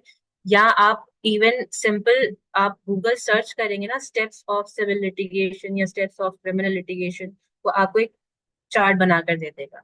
उसको अंडरस्टैंड करें सबसे पहले, कि उसके बाद उन चीजों को बेसिक अगर मैं आपको बताऊं, टाइम शॉर्ट है तो थोड़ा जल्दी बता देती हूँ कि बेसिक अगर आप सिविल प्रोसीजर खोल रही है ना, अगर आप ऑर्डर्स को खोलेंगी भी तो उसमें सबसे पहला जो है ना वो आपका आएगा कि आपने केस कैसे फाइल करना है। केस फाइल करने के बाद नोटिसेस होते हैं, नोटिसेस होने के बाद जो है वो आप क्या करते हैं, आप रिटन स्टेटमेंट की स्टेज आती है, रिटन स्टेटमेंट आती है, उसका टाइम पीरियड 3 दिन 30 डेज का है। उसके बाद जो है जो पेंडिंग एप्लीकेशंस होती हैं वो चलती हैं, पेंडिंग एप्लीकेशंस चलने के बाद जो है आपकी एविडेंस स्टेज आती है। एविडेंस होता है दोनों साइड का, विटनेसेस का एविडेंस होता है, उसके बाद आपकी जो है वो फाइनल आर्ग्यूमेंट्स आते हैं और फिर जजमेंट आती है। ठीक है, तो ये आप एक चार्ट जब अंडरस्टैंड कर लोगे उसके बाद आप सीपीसी खोलोगे तो आपको from A to Z of civil procedure समझ आ जाएगा कि केस एक्चुअली चलता किस तरीके से है। और अगर आपको क्रिमिनल अंडरस्टैंड करना है तो क्रिमिनल में आपको पीपीसी और सीआरपीसी आप देखोगे तो उसमें भी प्रोसीजर, सीआरपीसी देखोगे तो उसमें प्रोसीजर लिखा हुआ है, कब चालान आएगा, चालान आने के बाद जो है वो किसका एविडेंस होगा, फिर कौन आएगा, ये सारी जो बेसिक प्रोसीजर है वो आपको लॉ में प्रोवाइडेड है। फिर जब आप लॉ पढ़ के आप कोर्ट में खड़े होगे ना, तो आपको समझ आना शुरू हो जाएगा कि कौन सी स्टेज पहले आएगी और कौन सी स्टेज बाद में आएगी। एक ये चीज। और दूसरी चीज जो आपने सवाल किया कि आपको कैसे पता चलेगा कि आपकी लर्निंग हो रही है या नहीं हो रही है, ये सेल्फ असेसमेंट आप खुद अपनी करोगे। जब आप एक हफ्ता ऑफिस जा रहे हो या कोर्ट जा रहे हो और आपको लग रहा है कि आप कुछ नहीं सीख रहे हो, या आप बेयर मिनिमम सीख रहे हो, या आपको लग रहा है कि आप बिल्कुल ही मतलब टाइम वेस्ट हो रहा है, तो आप जब खुद अपनी सेल्फ असेसमेंट करोगे आपको खुद ही अंदाजा हो जाएगा कि आप सीख रहे हो या नहीं सीख रहे हो। या दिन में चार चीजें भी सीख रहे हो ना, और आपको लग रहा है कि मैं मेरा हर दिन प्रोडक्टिव हो रहा है, या मैं ऑफिस जाके कुछ नया सीख रही हूँ, तो इसका मतलब है आप ठीक जगह पर हो। लेकिन अगर आपको ये कॉन्स्टेंटली फीलिंग आ रही है कि आपकी ग्रोथ रुकी हुई है, तो आपको वहां से फिर स्विच कर जाना चाहिए। ओके मैं मैम, थैंक एक यू वेरी मच। बहुत क्विकली एक एक्सपीरियंस बताऊंगी एक खातून का। मुझे रिसेंटली वो मिली थी लोअर कोर्ट में। वो मुझसे पूछ रही थी कि आप किससे काम करती हैं। तो मुझे बड़ा मजा आता है जब मुझे कभी कभी लोग जो है ना वो पूछते हैं ना, आप किसी की जूनियर है, तो मैं प्ले अलोंग करती हूँ, हाँ मैं फला की जूनियर हूँ, फला की जूनियर हूँ। तो वो मुझे वो कहती हैं कि आपको तो आपके सीनियर तो काम देते हैं, हमारे सीनियर तो हमसे बर्तन धुलवाते हैं। तो मैं बड़ी शौक हुई, मैंने कहा बर्तन धुलवाते? कहती है हाँ, हम दो लड़कियां हैं ऑफिस में, और हमारे तो ऑफिस में कोई काम नहीं होता ना, वो हमें देते हैं। बस वो हमें 10,000 रुपये देते हैं, और जब भी हम मुझसे चाय पानी होती है तो या तो वो करते हैं या हम बर्तन धोते हैं। तो आई वॉज वेरी शॉक्ड कि ऐसे लोग भी एग्जिस्ट करते हैं जो लड़कियों को इस तरह से ट्रीट कर रहे हैं। तो मैंने उसको यही समझाया था कि अगर आपकी जो है वो ये वहां पे स्टैंडिंग है, तो आई एम सॉरी, फिर आपको लॉ भी नहीं करना चाहिए था, क्योंकि आपकी वर्थ ये नहीं है। ये तो आप घर में भी आप काम कर सकते हो, आपको स्विच कर लेना चाहिए। बट अगेन यही बोलूंगी कि कुछ लोगों की प्रायोरिटीज भी डिफरेंट होती हैं। तो कभी भी आपके साथ कोई ऐसा इंसिडेंट हो रहा है, या आपको लग रहा है कि आपकी फर्म आपको ऐसे ट्रीट करी है, तो आपको एक बहुत क्लियर लाइन ड्रॉ करनी है। और क्लियर लाइन ड्रॉ करने के बाद भी अगर ऐसे चीजें हो रही हैं, तो यही बोलूंगी बहुत बतेरी फर्म्स पड़ी हुई हैं, हर जगह पे आपको कहीं ना कहीं मौका मिल जाएगा। बिल्कुल। मैं इसी नोट पे, क्योंकि हम 10:30 तक हमारा टाइम है, तो लास्ट क्वेश्चन जो रबिया ने लिखा है चैट में, I put that before you Maria. उनके दो बेसिकली पार्ट्स हैं।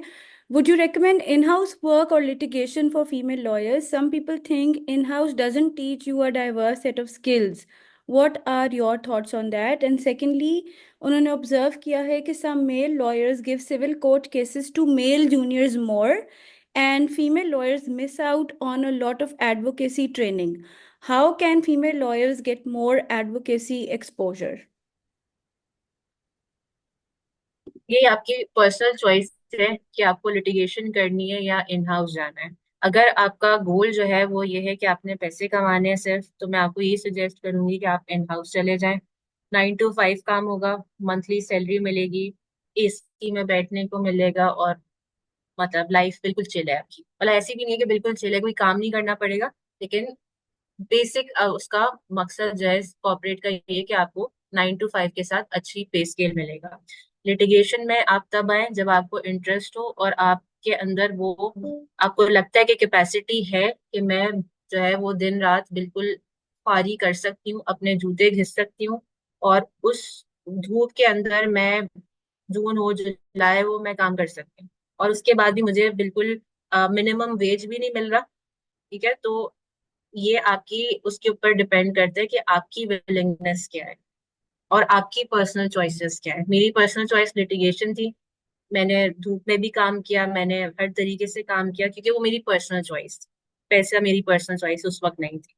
ठीक है, तो ये it solely depends on you कि आपने क्या करना है, और आपने अपना माइंड सेट क्लियर करना है सबसे पहले इसके ऊपर कि आपने क्या करना है। क्योंकि जब तक आप खुद डिसाइड नहीं करेंगी, दूसरा आपको कितना भी सजेस्ट कर ले, वो चीज आपके लिए बेनिफिशियल नहीं होगी। दूसरी जो चीज ये है कि जो मेल जूनियर्स को दिए जाते हैं, उसका सबसे बड़ा रीजन ये भी है कि वही अगेन लड़कियां विलिंगनेस दिखाएं। विलिंगनेस दिखाएंगी तो ट्रस्ट डेवलप होगा। क्योंकि ये मैं आपको पर्सनली मैं बता रही हूँ, मैंने देखा है, और मैंने जो है वो कॉन्वर्जेशन सुनी थी एक मेल और फीमेल जूनियर की। वो ये थी कि वो कह रही थी सर मैं नहीं जा रही वहां पे ना, बाहर बहुत धूप हो रही है, मेरा रंग काला हो जाएगा। ठीक है, तो जब इस तरह की कॉन्वर्जेशन आप अपने बॉस के साथ करेंगे तो फिर बॉस रिलक्टेंट होगा देने में केसेस। ठीक है, तो ये कुछ इंस्टेंसेस हैं जो मैंने खुद देखे हैं, या कुछ ऐसे भी मैंने चीजें देखी हैं जो जिसमें खुद लड़कियां रिलक्टेंट होती हैं करने में। तो जब तक आप विलिंगनेस नहीं दिखाएंगे, आगे बढ़ के काम नहीं करेंगे, जैसे मैंने अपना एक एक्सपीरियंस बताया कि मेरे सर शुरू में मुझ पर ट्रस्ट नहीं कर रहे थे। ठीक है, लेकिन फिर जब मैंने विलिंगनेस दिखाई, मैंने आगे बढ़ के काम किया, तो इवन दो आज भी मैं मुझे छोड़े हुए 1.5 साल हो रहा है, आज भी मैं उनकी ऑफ काउंसिल हूँ। वो अभी भी मुझे केस देते हैं, या अभी भी जब उनके केसेस में ऐसी जगह सिचुएशन आ जाती है जहाँ मेरी जरूरत पड़ती है, तो फिर मेरा वकालतनामा जाता है। तो वो ट्रस्ट डेवलप करने में टाइम लगता है, एकदम से नहीं आता। आपकी विलिंगनेस नहीं होगी, आपकी जो है वो आप नहीं दिखाओगे, एफिशिएंसी नहीं दिखाओगे, not over efficiency but good efficiency, कि आप सीखना चाहते हो, विलिंग हो, आगे बढ़ के काम करोगे और भाग दौड़ के काम करोगे, स्पेशली क्योंकि सबसे ज्यादा जो ये मेल सीनियर्स को मसला आ रहा है कि लड़कियां भागती दौड़ती नहीं है। ठीक है, तो वो वाला एक माइंड सेट इन लोग का जो है ना, वो अरसे दराज से बना हुआ है। तो उस अरसे दराज से बने हुए माइंड सेट को जो है वो आप लोग, अब हम यंग लॉयर्स ने ब्रेक करना है। और यंग लॉयर्स के लिए, फीमेल लॉयर्स के लिए आसान नहीं है। अगर मैडम निदा दें तो 2 मिनट में बस क्विकली अपना रिसेंट वो बताना चाहूंगी एक्सपीरियंस। जरूर जरूर बताएं प्लीज। हम तो बस आपकी वजह से, कि आपने जल्दी सो के सुबह जल्दी उठना है और काम करना है, तो इस वजह से we are just concern, but of course आपका तो the floor is yours. Thank you, thank you.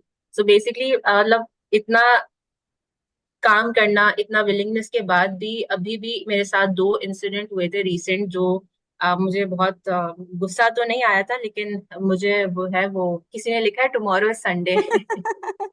I would take it as a compliment, Miss Maria.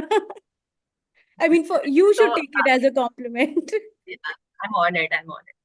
तो उन्होंने बेसिकली मेरे एक क्रिमिनल केस में वो आ रहे हैं, according to him he has 36 years of experience, जो बहुत बहुत ज्यादा फ्लेक्स करते हैं और बहुत ज्यादा ब्रैग करते हैं मेरे सामने, क्योंकि I am a young lawyer और वो भी फीमेल। तो उन्होंने मैंने जो है वो एक दफा उनको मैंने बहुत रिस्पेक्टफुली एड्रेस किया, मैंने उनको 2 दफा रिस्पेक्टफुली एड्रेस किया, लेकिन वो कॉन्स्टेंटली जो है ना, वो कोर्ट रूम के अंदर खड़े होके on end of her day पर वो ऊंची आवाज में बहुत शाउट करते हैं मुझ पे, just because he has 36 years of experience. और उनके अल्फाज ये भी रहे हैं कोर्ट के सामने के सर, ये तो कल की बच्ची है, I have 36 years of experience. और एक दिन तो मुझे इतना गुस्सा आया जब उन्होंने ये बात बोली, तो मैंने जज को बोला, मैंने कहा so what, he is a counsel, I am a counsel, no matter I have 5 years or 6 years of experience in court and he has 36 years of experience, but still he doesn't know how to talk.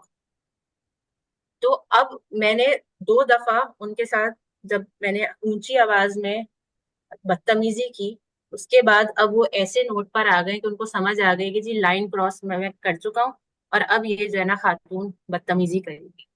दूसरा incident मेरे साथ ये हुआ, उन साहब ने, उनका personal case था, मैं इस माइंडसेट के साथ गई थी कि वकील का पर्सनल केस है तो मैं ज्यादा उनको क्रॉस क्वेश्चनिंग नहीं करती। सही है, just to be in a just for the sake of good relationship with a lawyer, मैं पर्सनल केस में उनके साथ नहीं करूंगी। हाँ, जो मेरा इंटरेस्ट है क्लाइंट का, मैं उसको प्रोटेक्ट करूंगी।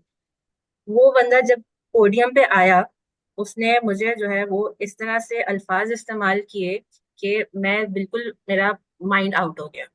उसके बाद जज को मैंने कंप्लेंट की कि सर अगर इन्होंने बदतमीजी की तो मैं भी बदतमीजी करूंगी, फिर ये बार काउंसिल में जाए या पाकिस्तान बार काउंसिल में जाए, मुझे कोई फर्क नहीं पड़ता।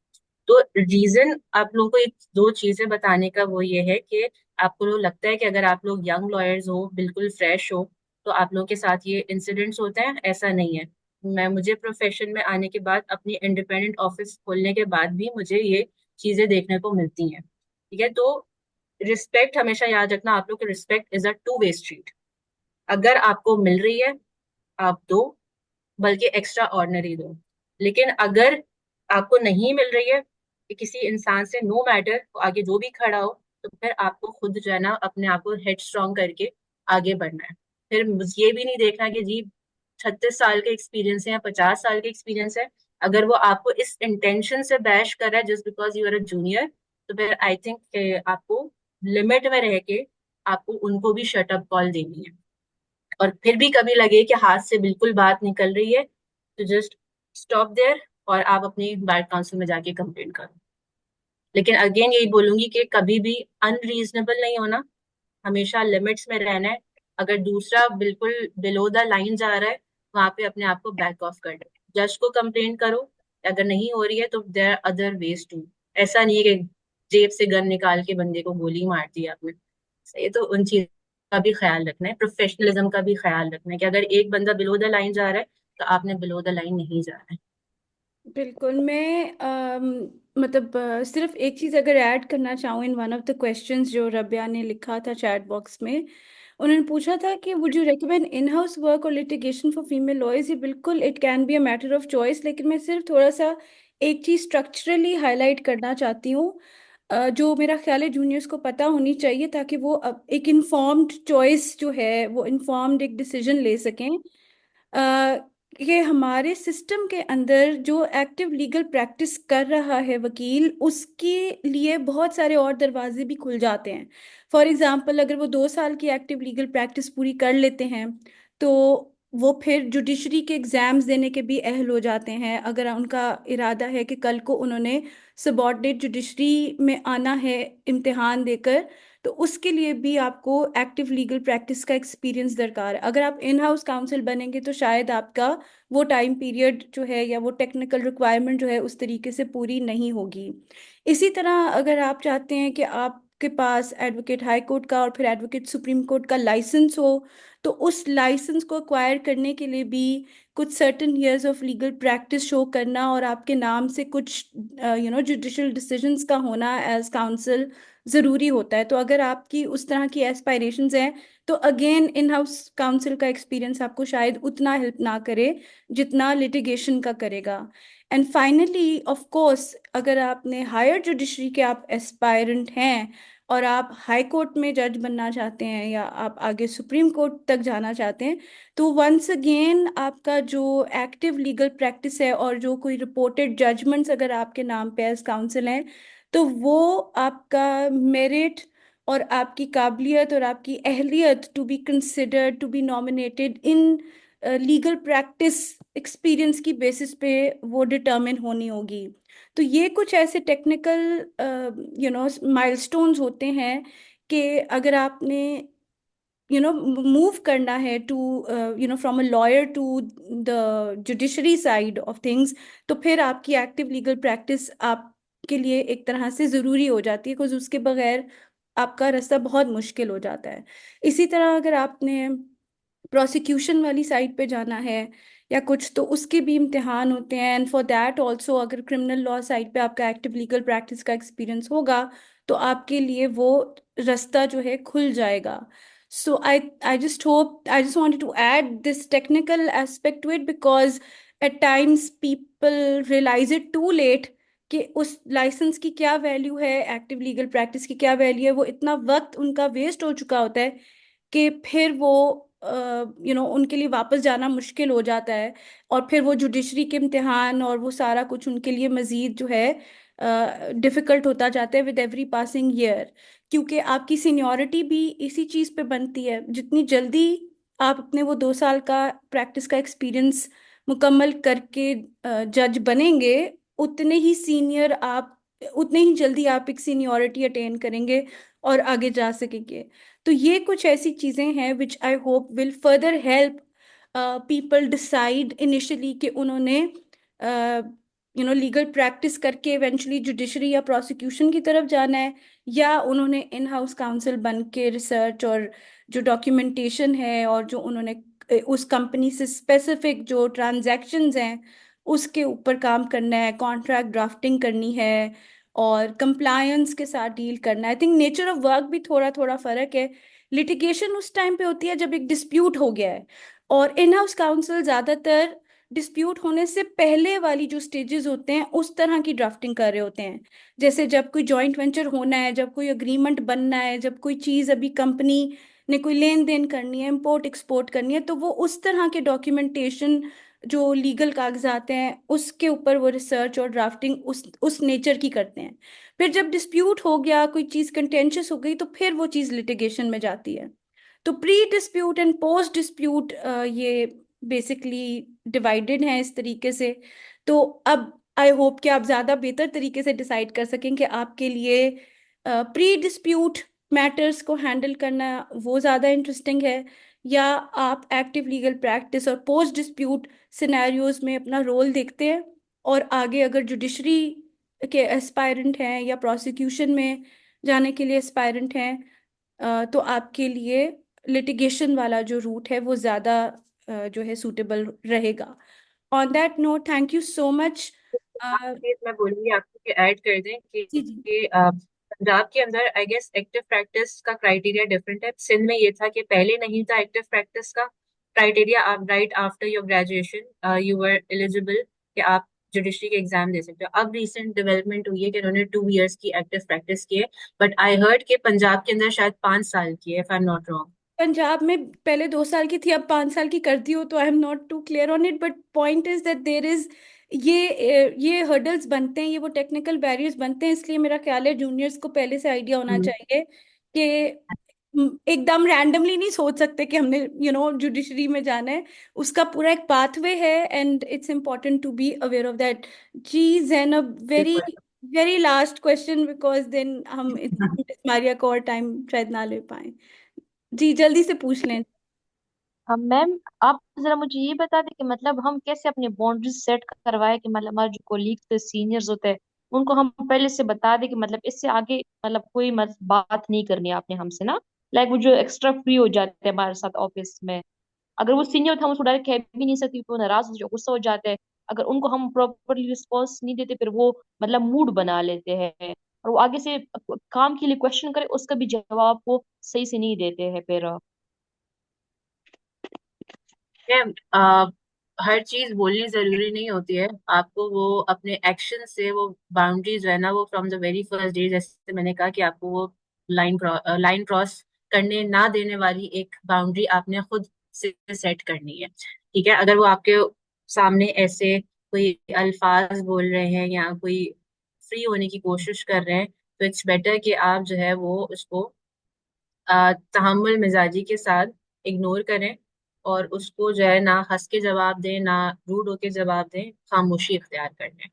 ये एक बेहतर तरीका है इन चीजों को केटर करने का। लेकिन ये चीज वहां अप्लाई नहीं होगी जहाँ पे एक कोलीग, मेल कोलीग आपके साथ एक्स्ट्रा जो है ना वो बाउंड्री क्रॉस कर रहे हैं।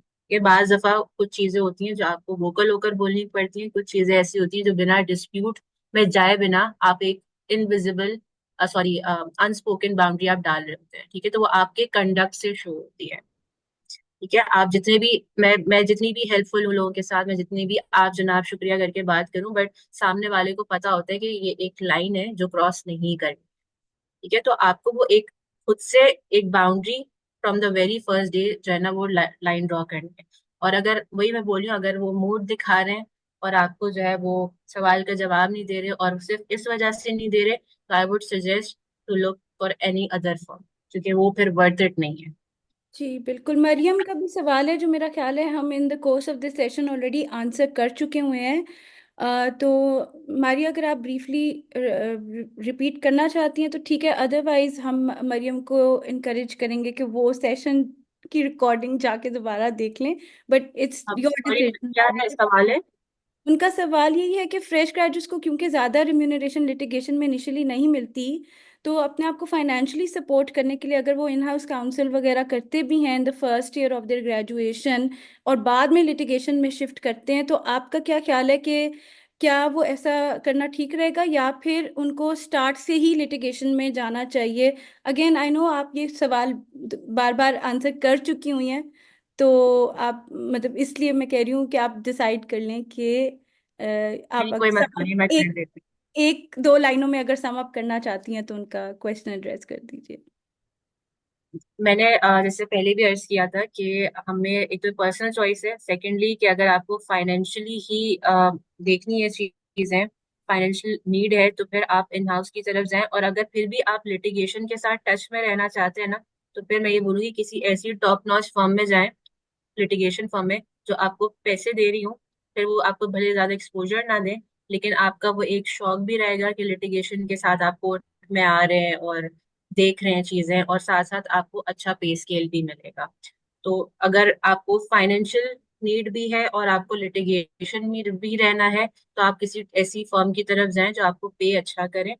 लेकिन अगर ऐसा नहीं है तो फिर यही बोलूंगी कि आप चले जाएं in house council. In house का भी आपको एक्सपोजर मिल जाएगा, और फिर लिटिगेशन के दरवाजे और इन हाउस के दरवाजे तो हमेशा खुले हुए ही होते हैं, वो नहीं जाते। बस इट ऑल डिपेंड्स कि आपकी टाइमिंग्स क्या है, आपको क्या लगता है कि क्या बेनिफिशियल है।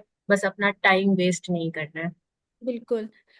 Thank you so much miss Maria for sharing these wonderful insights. आपने अपने पर्सनल एक्सपीरियंसेस भी हमारे साथ शेयर किए जो कि बहुत हेल्पफुल रहे। अच्छा फीडबैक आ रहा है इस वक्त मुझे सबसे, and everybody found the session very useful. I found it very insightful as well.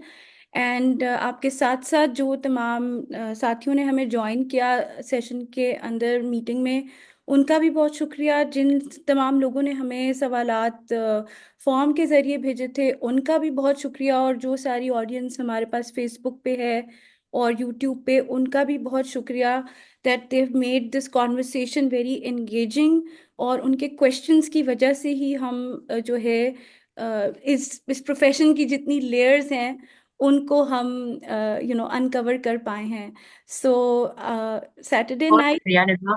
बिल्कुल सैटरडे नाइट हमें ज्वाइन करने के लिए और ये सारा टाइम देने के लिए आप सबका बहुत शुक्रिया। Thank you so much and we are very grateful for your time Miss Maria. Thank you so much. आगे भी हम बहुत आप शुक्रिया। बॉदर करते रहेंगे। Always here for any help, I'm always here. Thank you so much. Thank you so much जी, our pleasure.